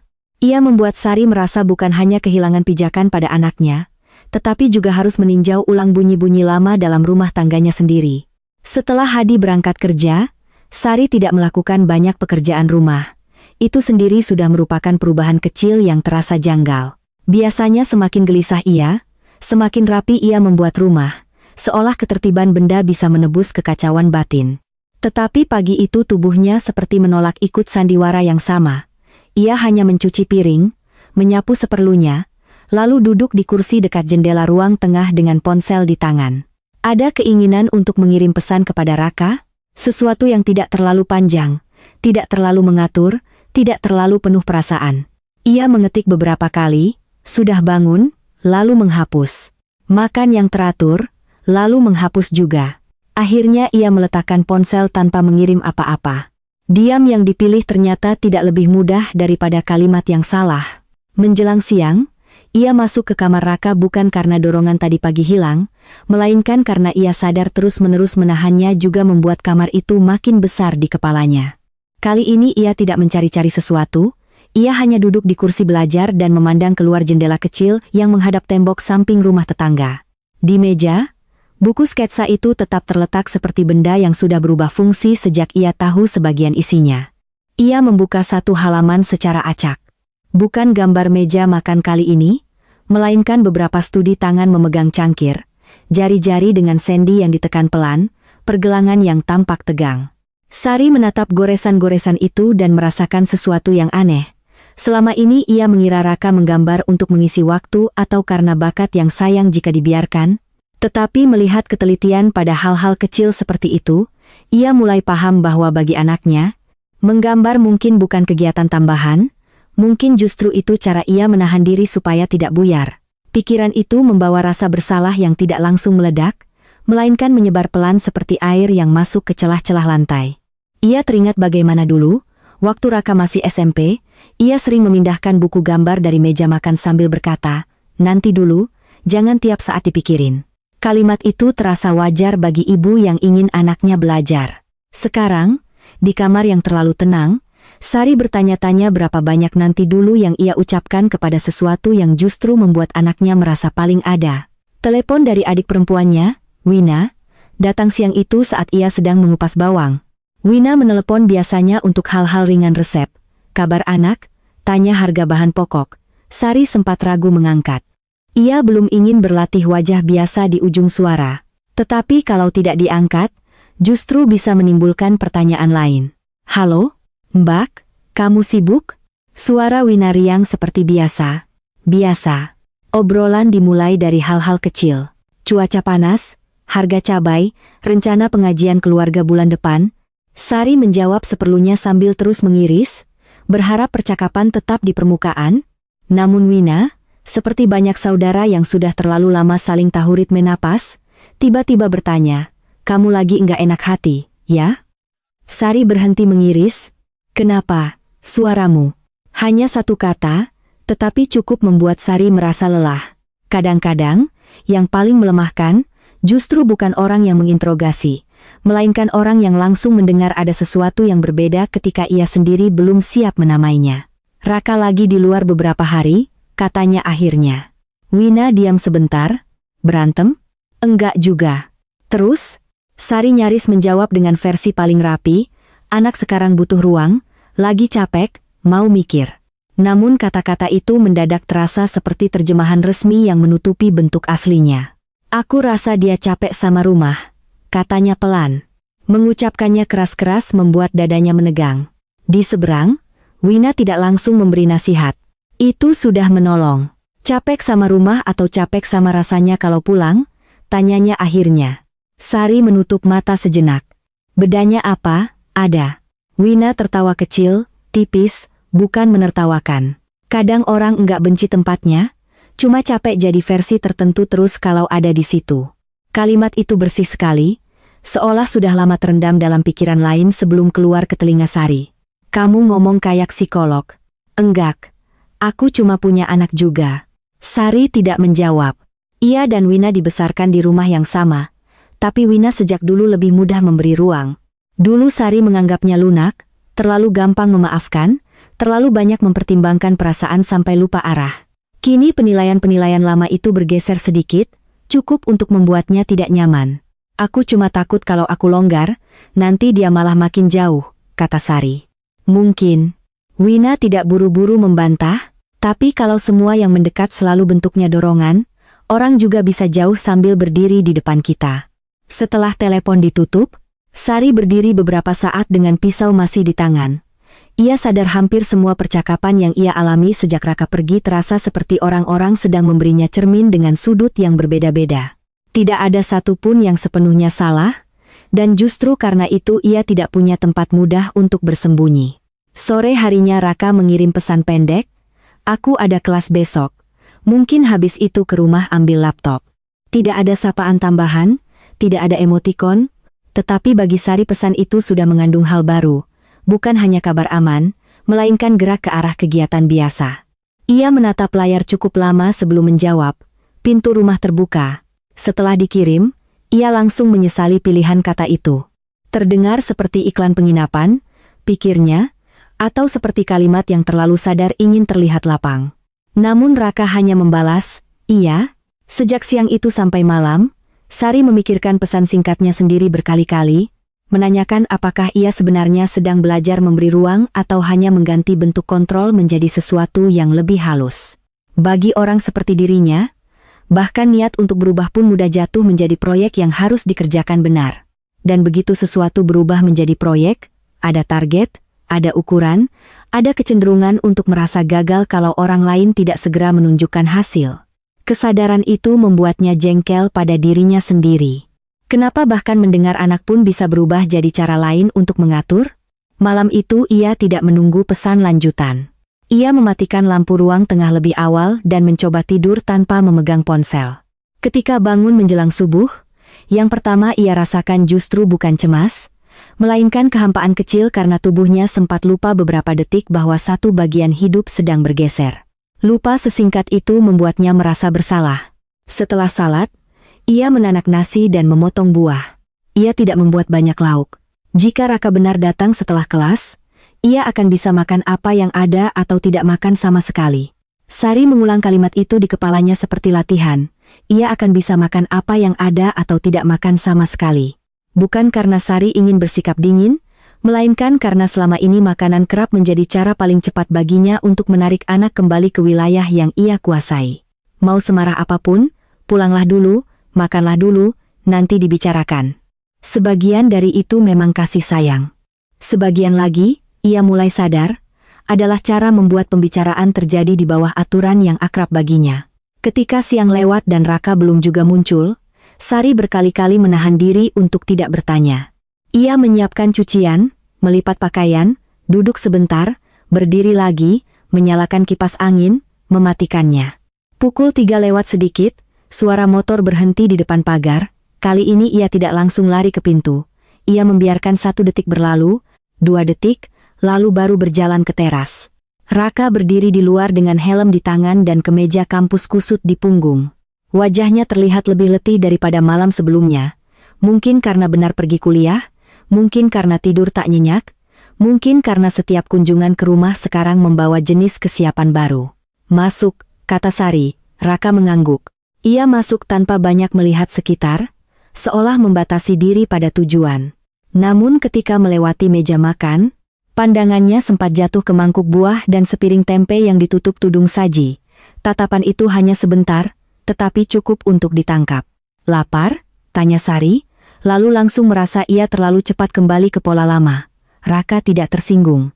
Ia hanya menjawab, sedikit. Sari membuka tudung saji tanpa banyak bicara.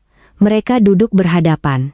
Bukan pada posisi lama yang selama ini terasa wajar, melainkan di dua sisi yang agak menyudut, seolah keduanya tanpa sadar memilih jarak yang membuat tatap mata tidak terus-menerus harus terjadi. Raka makan perlahan. Sari tidak mendorong lauk, tidak mengingatkan minum, tidak bertanya kenapa makannya sedikit. Menahan diri untuk hal-hal kecil ternyata sama melelahkannya dengan menahan pertengkaran. Justru karena kecil, ia begitu menyatu dengan tubuh sampai terasa seperti kebiasaan menarik napas. Setelah beberapa suap, Raka berkata, "Bu." Sari menatapnya, "Iya, aku minggu depan mau masuk studio lebih rutin." Sari merasakan bahunya menegang. Kalimat itu bukan pengakuan biasa, ia mengandung arah. Dan arah, dalam keluarganya, selalu memancing keinginan untuk menimbang, membetulkan, atau setidaknya menunda. Ia memegang gelasnya erat-erat agar tangan tidak bergerak sendiri. "Sambil kuliah?" "Iya." "Enggak ganggu?" "Aku sedang atur." Jawaban itu cukup netral, tapi Sari bisa mendengar lapisan kewaspadaan di bawahnya. Raka seperti menaruh kalimat demi kalimat dengan hati-hati di meja, siap menariknya kembali kalau suasana berubah. "Atur gimana?" tanya Sari, lalu langsung sadar pertanyaannya bisa terdengar seperti interogasi. Namun kali ini ia membiarkan. Mendengar bukan berarti diam total. "Beberapa mata kuliah tinggal proyek, aku lagi pikir ambil lebih sedikit semester depan." Disinilah ketegangan sungguh-sungguh datang, bukan sebagai ledakan, melainkan sebagai tarikan kuat dari dua kebiasaan yang berlawanan. Dalam kepala Sari, serentak muncul semua hal yang biasa menjadi logikanya. Lulus bisa molor, biaya bertambah, ritme kuliah berantakan, nanti susah menjelaskan ke keluarga besar, nanti kalau studio itu tidak jelas bagaimana. Semua alasan itu masih terasa nyata. Ia tidak tiba-tiba menjadi orang lain hanya karena beberapa hari terakhir penuh cermin. Tetapi di seberang meja duduk anaknya, bukan lagi bocah yang bisa dialihkan dengan jadwal, melainkan seseorang yang sekarang jelas sedang menunggu apakah ibunya akan benar-benar mendengar atau hanya mengganti nada. "Kamu yakin ini bukan cuma karena lagi pengen jauh dari rumah?" tanyanya pelan. Raka berhenti mengunyah. Untuk sesaat Sari takut pertanyaannya langsung merusak semua. Namun Raka tidak menutup wajah. "Mungkin ada bagian itu," katanya jujur. "Tapi enggak cuma itu." Sari mengangguk sangat pelan. Kejujuran semacam itu justru membuatnya lebih sulit bersandar pada tuduhan-tuduhan sederhana. "Aku masih takut," katanya akhirnya, Dan kali ini ia tidak bicara sebagai orang yang memegang keputusan, hanya sebagai ibu yang terbiasa menerjemahkan rasa takut menjadi aturan. Takut kamu belok terlalu jauh terus nanti bingung balik? Raka menurunkan sendok. Aku juga takut, Bu. Kalimat itu membuat Sari terdiam. Ia selama ini sering merasa hanya dirinya yang cukup realistis untuk memikirkan risiko, seolah keberanian anak selalu lahir dari tidak mengerti beratnya hidup. Mendengar Raka mengakui takut tanpa langsung mundur membuat gambaran itu goyah. Terus kenapa tetap mau?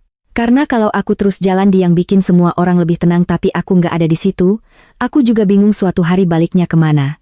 Kata-kata itu tidak terdengar seperti teori yang dipungut dari internet atau hasil obrolan panjang dengan teman-teman. Ada sesuatu yang mentah dan tenang di dalamnya, seolah sudah terlalu lama diolah sendiri sampai akhirnya bentuknya sesederhana itu. Sari menunduk pada tangannya, ia teringat kalimat Yonan, lebih ada, teringat ucapan Nita tentang maunya apa. Teringat Wina yang membedakan rumah dengan rasa saat pulang. Semuanya seperti saling menyambung bukan menjadi jawaban bulat, melainkan menjadi wilayah yang tak bisa lagi ia pura-pura tidak lihat. Kalau aku bilang aku masih enggak setuju sepenuhnya? Tanyanya. Raka menarik napas. Aku enggak datang buat minta setuju penuh sekarang. Ada kepedihan tipis di balik jawabannya. Tapi juga kejelasan. Aku cuma enggak mau jalan semuanya diam-diam lagi. Kalimat itu menancap lebih dalam daripada bantahan apapun. Diam-diam lagi. Berarti ia juga sedang mengakui bagiannya sendiri bahwa selama berbulan-bulan ia membiarkan hidup lain tumbuh di samping hidup yang ditampilkan ke rumah. Sari menatap anaknya lebih lama. Wajah Raka masih wajah yang ia kenal, alis yang agak turun kalau lelah, garis kecil di samping mulut yang muncul saat menahan sesuatu, tangan panjang yang sejak kecil selalu canggung ketika harus diam di meja makan. Tetapi kini wajah itu juga membawa sesuatu yang baru, kemauan untuk berdiri tidak sepenuhnya di bawah payungnya. Dan justru karena tidak dilakukan dengan membentak, perubahan itu terasa jauh lebih nyata. Kalau semester depan kamu ambil lebih sedikit, kata Sari perlahan, memilih kata seperti memilih jalan di tanah basah, kamu harus tahu apa yang kamu tanggung, bukan cuma soal uang. Soal ritme, soal kalau nanti capeknya beda, soal kalau ternyata studio itu juga enggak seperti yang kamu bayangkan. Raka mengangguk. Iya, jangan pakai iya cuma buat menenangkan aku. Raka menatap ibunya, lalu ada sesuatu seperti hampir senyum, hampir sedih. Enggak, aku ngerti. Sari tidak tahu apakah itu cukup, mungkin tidak. Namun untuk pertama kalinya, cukup tidak terasa harus berarti tuntas. Mereka tidak mendiskusikan semuanya hari itu. Laptop diambil dari kamar, beberapa berkas juga. Ketika Raka berdiri hendak pergi, Sari berkata, nanti malam kamu bisa mampir lagi kalau mau, bapakmu pulang. Ia sendiri heran mendengar kalimat itu. Bukan undangan makan, bukan panggilan rapat keluarga, hanya kemungkinan hadir. Raka tidak langsung menjawab. Lihat nanti, katanya. Dahulu jawaban seperti itu akan langsung ia tekan supaya menjadi pasti. Kali ini ia hanya mengangguk. Setelah Raka pergi, rumah kembali tenang, tetapi ketenangannya berbeda dari sebelumnya. Bukan lagi kekosongan yang membekukan, melainkan semacam ruang yang belum diberi nama. Sore menjelang malam, Hadi pulang dan mendengarkan cerita percakapan mereka sambil berdiri di dekat wastafel, menggulung lengan ke mejanya. Ia lebih banyak diam, lalu berkata, bagus dia ngomong. Sari hampir tersenyum mendengar pengulangan kata itu. Kamu sama sekali enggak kaget ya kalau dia mau ngurangin kuliah? Hadi menatap air yang mengalir ke piring, lalu mematikannya. Kaget. Cuma, ia mengusap tangan dengan lap. Mungkin aku sudah agak lihat dari dulu dia jalan di jalur itu bukan karena betul-betul mau. Sari menoleh cepat. Kamu tahu? Bukan tahu. Rasa. Kenapa kamu nggak bilang?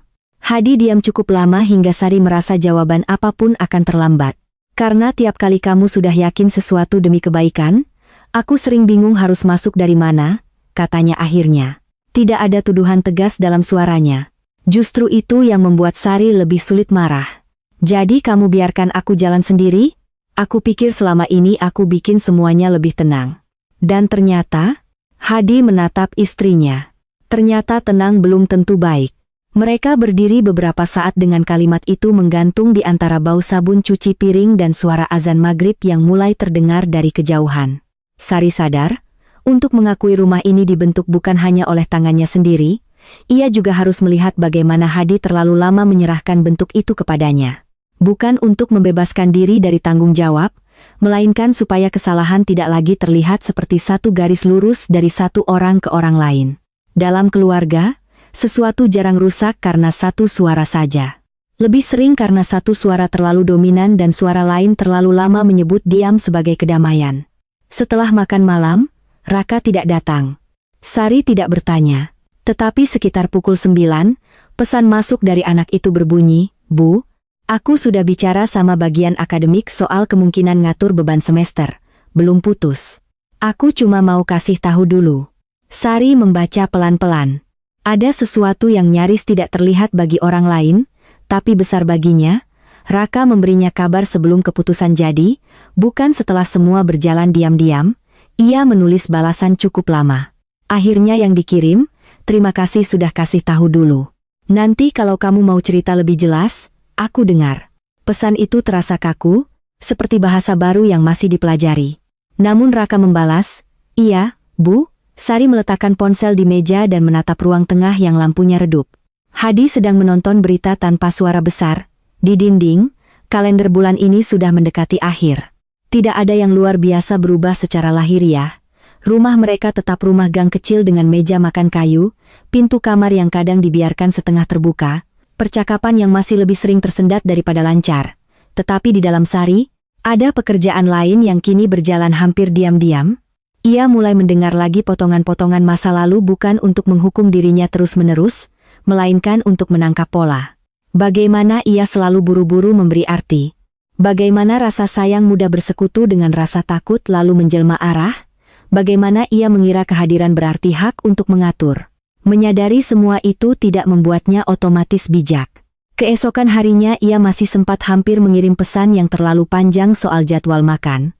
Ia masih merasa dada sesak ketika memikirkan keluarga besar akan bertanya kapan Raka lulus. Ia masih beberapa kali ingin berkata pada Hadi bahwa seharusnya dulu ia tidak diam. Tetapi kini setiap dorongan itu muncul, ia setidaknya bisa melihat bentuknya sebelum menuruti, dan melihat bentuk bukan perkara kecil. Beberapa hari kemudian, pada minggu siang yang panas dan lengket, Raka datang lagi. Kali ini tanpa pesan panjang lebih dulu, hanya kabar singkat, "Mau mampir." Ia datang memakai kaos hitam dan membawa laptop. Hadi ada di rumah. Mereka bertiga duduk di meja makan setelah zuhur, bukan untuk rapat, bukan pula untuk rekonsiliasi besar yang dramatis, hanya karena akhirnya ada beberapa hal praktis yang perlu dibicarakan. Soal jadwal kuliah, soal studio, soal uang bensin, soal kemungkinan semester yang lebih longgar. Percakapan berjalan tersendat, kadang terlalu teknis, kadang melenceng ke hal sepele seperti harga printer atau jalanan macet dekat kampus. Namun di sela-sela kekakuan itu, ada momen-momen kecil yang dulu mungkin tak akan terlihat. Hadi bertanya satu dua hal tanpa langsung memberi solusi. Sari menahan diri ketika ingin memotong penjelasan Raka karena merasa sudah tahu arahnya. Raka beberapa kali berhenti untuk mencari kata, tetapi kali ini ia tidak langsung mundur ke diam. Tidak ada keputusan akhir siang itu. Tidak ada kalimat yang menyapu bersih semua luka. Bahkan di satu titik Sari masih mengatakan, "Ibu tetap belum bisa tenang sepenuhnya," dan Raka menjawab, "Aku juga nggak minta itu sekarang." Namun anehnya, justru karena tidak ada desakan untuk menutup semuanya dengan rapi, obrolan itu terasa lebih sungguh-sungguh daripada percakapan manapun yang pernah mereka paksa selesai dulu. Menjelang sore, Raka membantu Hadi memindahkan galon ke dapur. Saat membungkuk, kaosnya tersingkap sedikit, dan Sari melihat punggung anaknya yang kini tak lagi sebidang sempit seperti waktu SMA. Ia tiba-tiba teringat betapa lama ia memperlakukan perubahan pada tubuh dan usia itu seperti hal yang terjadi di bawah pengawasannya, padahal selama ini anak itu tumbuh ke banyak arah yang tidak bisa ia jangkau dengan mata. Setelah galon terpasang, Raka duduk lagi dan makan pepaya potong dari mangkuk kaca. Cara makannya masih sama seperti dulu. Memilih potongan yang paling kecil dulu, baru yang besar belakangan.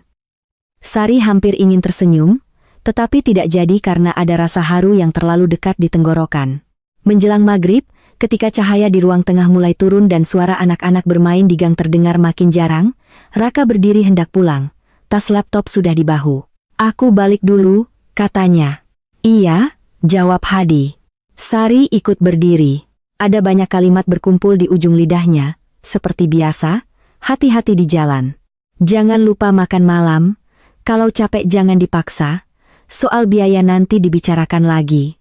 Semua kalimat itu mengantre dengan niat baiknya masing-masing. Pada akhirnya ia memilih yang paling ringan. Meski tetap tidak ringan baginya. Kapan-kapan kalau mau, bawa kerjaanmu ke sini juga enggak apa-apa, katanya. Biar rumah ini, ya rumah juga. Ia tahu kalimat itu tidak sempurna. Bahkan separuhnya terdengar kikuk. Tetapi mungkin justru karena kikuk, ia tidak terasa seperti strategi. Raka menatap ibunya, lalu ke meja makan, lalu ke lorong kamar. Wajahnya tidak langsung melunak. Hanya ada sesuatu yang bergerak kecil di matanya. Seperti orang yang belum percaya sepenuhnya namun juga tidak ingin menolak mentah-mentah. Iya, katanya pelan. Nanti, kata nanti kali ini tidak terdengar seperti pagar, lebih seperti sesuatu yang sungguh belum selesai. Setelah motor Raka hilang dari ujung gang, Sari tidak langsung masuk. Ia berdiri di teras bersama udara senja yang masih menyimpan panas siang. Dari rumah sebelah terdengar suara panci ditutup. Di kejauhan, azan maghrib mulai naik. Hadi berdiri tidak jauh darinya, sama-sama memandang ke jalan kecil yang sekarang kosong. "Kamu masih takut?" tanya Hadi. Sari tersenyum tipis tanpa humor. "Masih." "Aku juga." Mereka tidak saling menatap. Ketakutan itu tetap ada. Tidak mengecil hanya karena percakapan sudah lebih terbuka. Masa depan tetap kabur.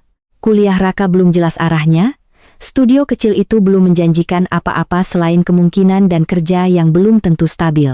Hubungan mereka pun belum pulih menjadi sesuatu yang ringan. Mungkin tidak akan kembali ke bentuk lama sama sekali. Tetapi di tengah semua itu, Sari tiba-tiba sadar bahwa beberapa waktu terakhir ia tidak lagi menunggu anaknya pulang untuk mengembalikan rumah ke keadaan semula. Ia mulai memahami bahwa rumah ini, kalau masih ingin berarti, justru harus sanggup berubah bersama orang-orang di dalamnya, termasuk bersama rasa takutnya sendiri yang selama ini paling ingin ia sembunyikan di balik kata-kata baik. Kesadaran itu tidak membuat senja tampak lebih indah, tidak pula memberi jaminan bahwa esok mereka akan lebih mudah. Namun ketika ia akhirnya masuk dan melewati kamar Raka yang pintunya setengah terbuka, Sari tidak lagi merasa sedang berjalan melewati ruang yang ditinggalkan. Lebih seperti melewati ruang yang untuk pertama kalinya tidak ia anggap sudah sepenuhnya ia mengerti, dan dari pengakuan sekecil itu, ada semacam ketegangan baru yang justru lebih jujur tinggal di dalam rumah mereka. Belum reda, belum selesai, tetapi tidak lagi sepenuhnya sunyi. Sunyi. Beberapa minggu setelah itu, hidup di rumah mereka tidak membaik dengan cara yang bisa diceritakan singkat kepada orang lain. Tidak ada satu pagi ketika semuanya mendadak terasa ringan, tidak ada makan malam yang tiba-tiba penuh tawa seperti iklan sirup. Tidak ada satu percakapan pun yang cukup besar untuk diumumkan sebagai titik balik. Yang terjadi justru perubahan-perubahan kecil, yang kalau dipisah satu persatu mungkin akan terlihat sepele, tetapi kalau dijalani dari dalam, membuat Sari sadar, betapa lama ia hidup dengan ukuran yang terlalu sempit untuk menilai apakah sebuah keluarga sedang baik-baik saja. Raka tidak langsung pulang. Ia tetap lebih sering menginap di tempat temannya, tetap datang ke rumah untuk mengambil barang atau makan sebentar, tetap kuliah sambil mulai lebih rutin membantu di studio Yonan. Kadang ia datang sore, menaruh laptop di meja makan, mengerjakan sesuatu sambil memakai earphone sebelah, lalu pulang lagi selepas Isya. Kadang ia datang hanya untuk mandi dan mengganti baju. Kadang 2 hari tidak muncul, hanya mengirim kabar singkat yang kini lebih jelas bentuknya, lagi di kampus. Habis dari studio, besok aku mampir. Pesan-pesan itu tidak panjang, tetapi tidak lagi sepenuhnya menutup. Bagi orang lain itu mungkin belum cukup untuk disebut dekat. Bagi Sari, justru di sanalah pekerjaan hatinya dimulai, menerima bahwa kedekatan tidak selalu kembali lewat bentuk yang ia rindukan. Pada minggu pertama, ia masih sering salah langkah. Suatu malam ketika Raka datang dengan wajah letih dan langsung duduk sambil membuka laptop, Sari refleks berkata, "Jangan kebanyakan begadang, nanti kuliahmu makin berantakan." Kalimat itu keluar begitu saja, tanpa niat menyudutkan, lebih sebagai gabungan dari cemas, kebiasaan, dan kebutuhan lama untuk menamai risiko sebelum orang lain menganggapnya sepele. Begitu kata-kata itu meluncur, ia langsung melihat bahu Raka mengeras tipis. Tidak ada bantahan. Anak itu hanya mengangguk sambil menatap layar, dan justru karena reaksinya kecil, dada Sari terasa terantuk. Dulu ia mungkin akan meneruskan menjelaskan bahwa ia cuma mengingatkan, bahwa ibu mana yang tidak cemas, bahwa semua orang juga perlu disiplin. Malam itu ia diam. Diam yang terasa canggung, seperti kain yang baru pertama kali dipakai dan belum mengikuti bentuk tubuh. Beberapa menit kemudian, ketika menuang air minum ke gelas, ia berkata dari dapur, "Maksudku bukan nyuruh kamu berhenti. Aku cuma masih suka salah cara ngomong." Ia tidak tahu apakah permintaan maaf yang bukan permintaan maaf itu cukup. Raka menoleh sebentar lalu mengangguk kecil. "Iya, Bu." Jawaban itu tidak menyelesaikan apa-apa. Tetapi untuk pertama kalinya Sari tidak memaksa sedikit pengertian itu menjadi bukti bahwa semuanya sudah membaik. Ia membiarkan rasa kikuk tetap tinggal, dan ternyata rumah tidak runtuh karenanya. Hadi juga berubah, meski dengan caranya sendiri yang pelan dan kadang hampir tidak terlihat. Ia mulai lebih sering hadir di meja makan tepat waktu kalau tahu Raka akan mampir. Bukan untuk mengawasi, melainkan untuk duduk bersama tanpa banyak memimpin arah. Sesekali ia bertanya tentang studio, tentang klien, tentang tugas kampus, dan ketika jawaban Raka menggantung, ia tidak buru-buru menyelamatkan percakapan dengan nasihat. Pada awalnya, perubahan itu justru membuat Sari agak tersinggung. Ada bagian kecil dari dirinya yang merasa Hadi sekarang bisa tampak bijaksana justru karena selama bertahun-tahun ia menyisakan peran yang sulit kepadanya, menjadi orang yang memikirkan masa depan, menjadi suara yang tidak populer tapi dianggap perlu, menjadi ibu yang merapikan kecemasan ke dalam aturan. Pikiran itu tidak sepenuhnya salah, dan Sari mengetahuinya. Tetapi ia juga mulai melihat hal lain yang lebih mengganggu. Mungkin Hadi diam terlalu lama, namun dirinya sendiri selama ini memang sering memenuhi ruang, sampai orang lain tak tahu dari mana harus masuk, tanpa langsung berubah menjadi lawan. Kesadaran itu tidak manis. Ia tidak memberi siapapun posisi korban yang bersih. Di sela-sela itu, pertanyaan-pertanyaan praktis tetap datang. Biaya kuliah semester depan, Stiawel, proyek, uang bensin. Teman-teman dan keluarga besar yang bertanya kapan Raka lulus, magang di mana, atau nanti kerja apa. Untuk urusan-urusan seperti itu, naluri lama Sari kerap muncul lagi dengan kuat, sebab hal-hal praktis selalu terasa seperti wilayah paling sah untuk mengambil alih. Suatu minggu siang, setelah makan bersama, ia sempat berkata, "Kalau semestermu mundur, orang-orang pasti mulai banyak tanya." Kalimat itu tidak langsung diarahkan kepada Raka. Lebih seperti mengambang di udara sebagai fakta yang menurutnya perlu diakui. Namun begitu diucapkan, ia sadar bahwa fakta semacam itu selama ini terlalu sering dipakai di rumah mereka bukan untuk membuka pembicaraan, melainkan untuk menyempitkan kemungkinan. Raka tidak marah. Ia hanya meletakkan sendok dan berkata, "Kalau aku hidup buat siapin jawaban orang, capeknya enggak akan habis." Nada suaranya datar, tapi ada keletihan tua di dalamnya. Sari langsung ingin membalas bahwa hidup memang tidak bisa lepas dari orang, dari keluarga, dari pandangan sekitar, dari konsekuensi sosial yang nyata. Semua itu benar, dan ia tidak tiba-tiba berhenti mempercayainya. Namun di saat yang sama, melihat cara Raka mengucapkan kalimat itu tanpa permusuhan, ia sadar mereka berdua sedang berbicara dari dua jenis capek yang berbeda. Sari capek menanggung bayangan masa depan yang serba tidak pasti. Raka capek hidup terlalu lama di bawah bayangan itu. Tidak ada satu kebenaran yang meniadakan yang lain, tetapi mungkin, pikir Sari kemudian ketika mencuci piring, selama ini ia terlalu memaksa jenis capeknya sendiri sebagai yang paling sah. Perubahan paling besar sebetulnya bukan pada keputusan Raka, melainkan pada cara Sari mulai mendengar dirinya sendiri setelah berbicara. Dulu, begitu sebuah kalimat keluar dari mulutnya, ia akan segera memihak kalimat itu, membela niat baik di baliknya, mencari alasan kenapa itu wajar, kenapa orang lain seharusnya mengerti. Sekarang, beberapa detik setelah bicara, sering muncul jarak kecil di dalam dirinya, yang memungkinkan ia melihat bentuk kata-katanya seolah datang dari orang lain. Jarak itu tidak selalu menyenangkan.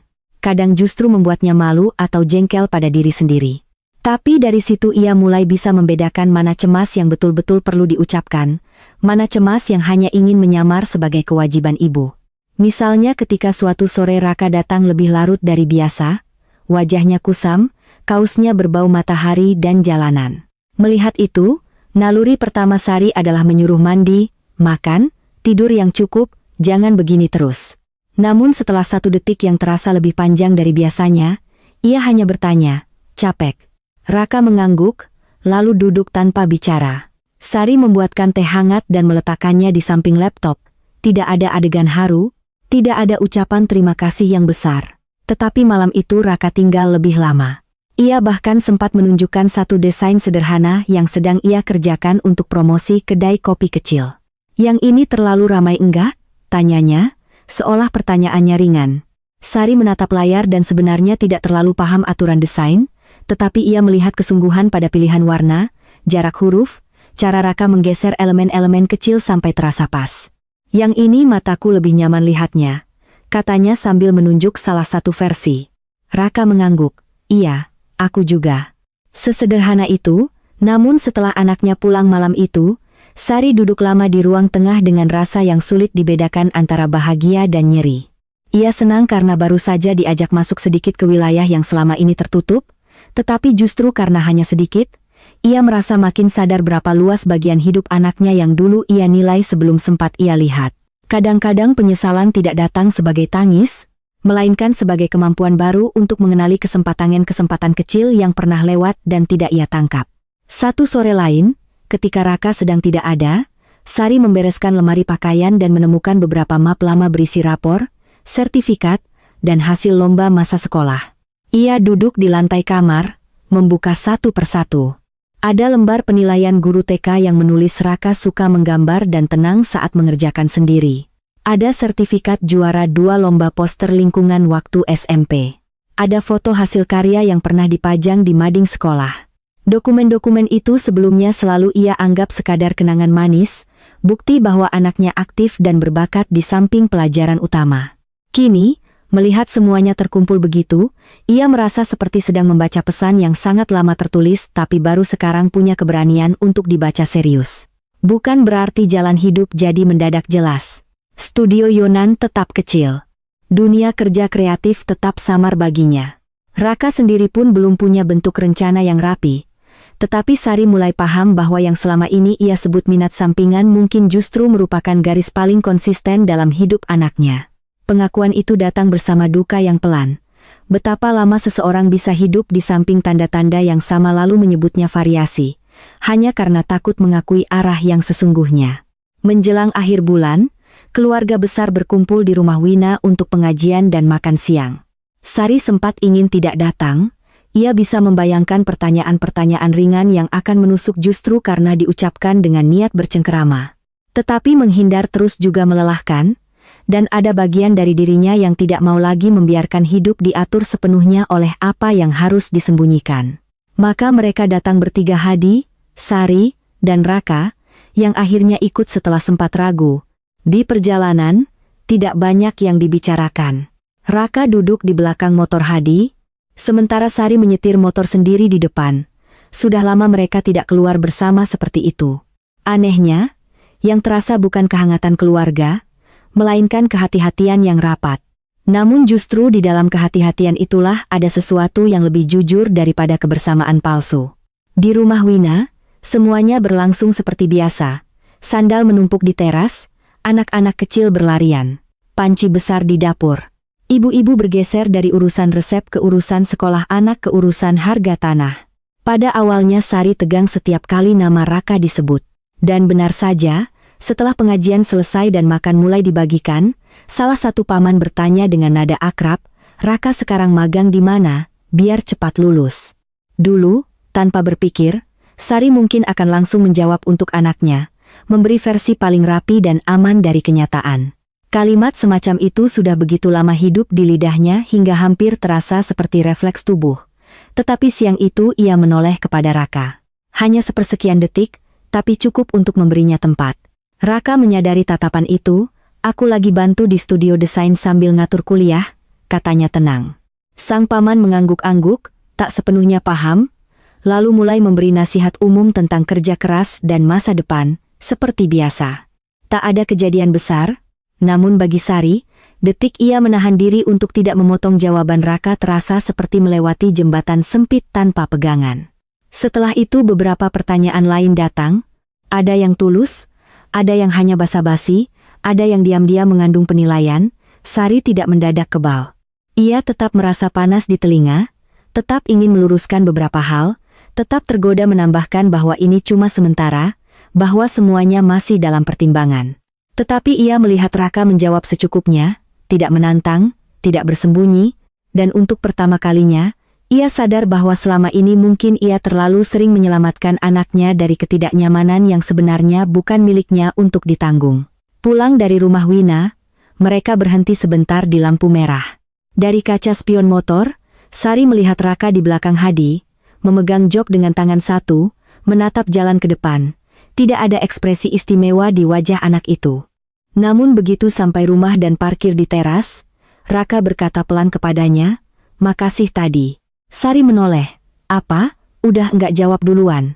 Kalimat itu sederhana, nyaris datar, tetapi ia masuk ke dada Sari dengan kedalaman yang tidak ia duga. Ia ingin menyepelekannya agar tidak tampak berlebihan, namun tidak berhasil. Malamnya ia duduk sendirian di dapur setelah Hadi tidur, memandangi sisa irisan timun di piring kecil, dan merasakan mata panas. Bukan karena pujian itu besar. Justru karena begitu kecil dan begitu spesifik, ia seperti bukti bahwa perubahan yang paling sulit memang sering terjadi di tempat-tempat yang tidak bisa dipamerkan. Beberapa hari kemudian, Raka datang membawa tas lebih besar dari biasanya. "Aku mau tidur sini malam ini," katanya di ambang pintu, seolah sedang memberi kabar biasa. Sari yang sedang melipat handuk sempat diam 1 detik terlalu lama. Naluri lamanya langsung melonjak. Pertanyaan kenapa? Sampai kapan? Apakah artinya akan pulang? Apakah sudah selesai dengan tempat teman? Apakah ini keputusan? Namun ia memaksa dirinya turun dari pertanyaan-pertanyaan itu. "Iya," katanya. "Kamarmu masih sama." Jawaban itu juga tidak sempurna. Ada sedikit kesedihan di dalam kata masih, sedikit keinginan agar itu terdengar ringan. Tapi Raka mengangguk saja dan masuk. Malam itu makan malam berlangsung tenang. Hadi bercerita soal kantor. Raka menyahut sesekali. Sari lebih banyak mendengar. Ketika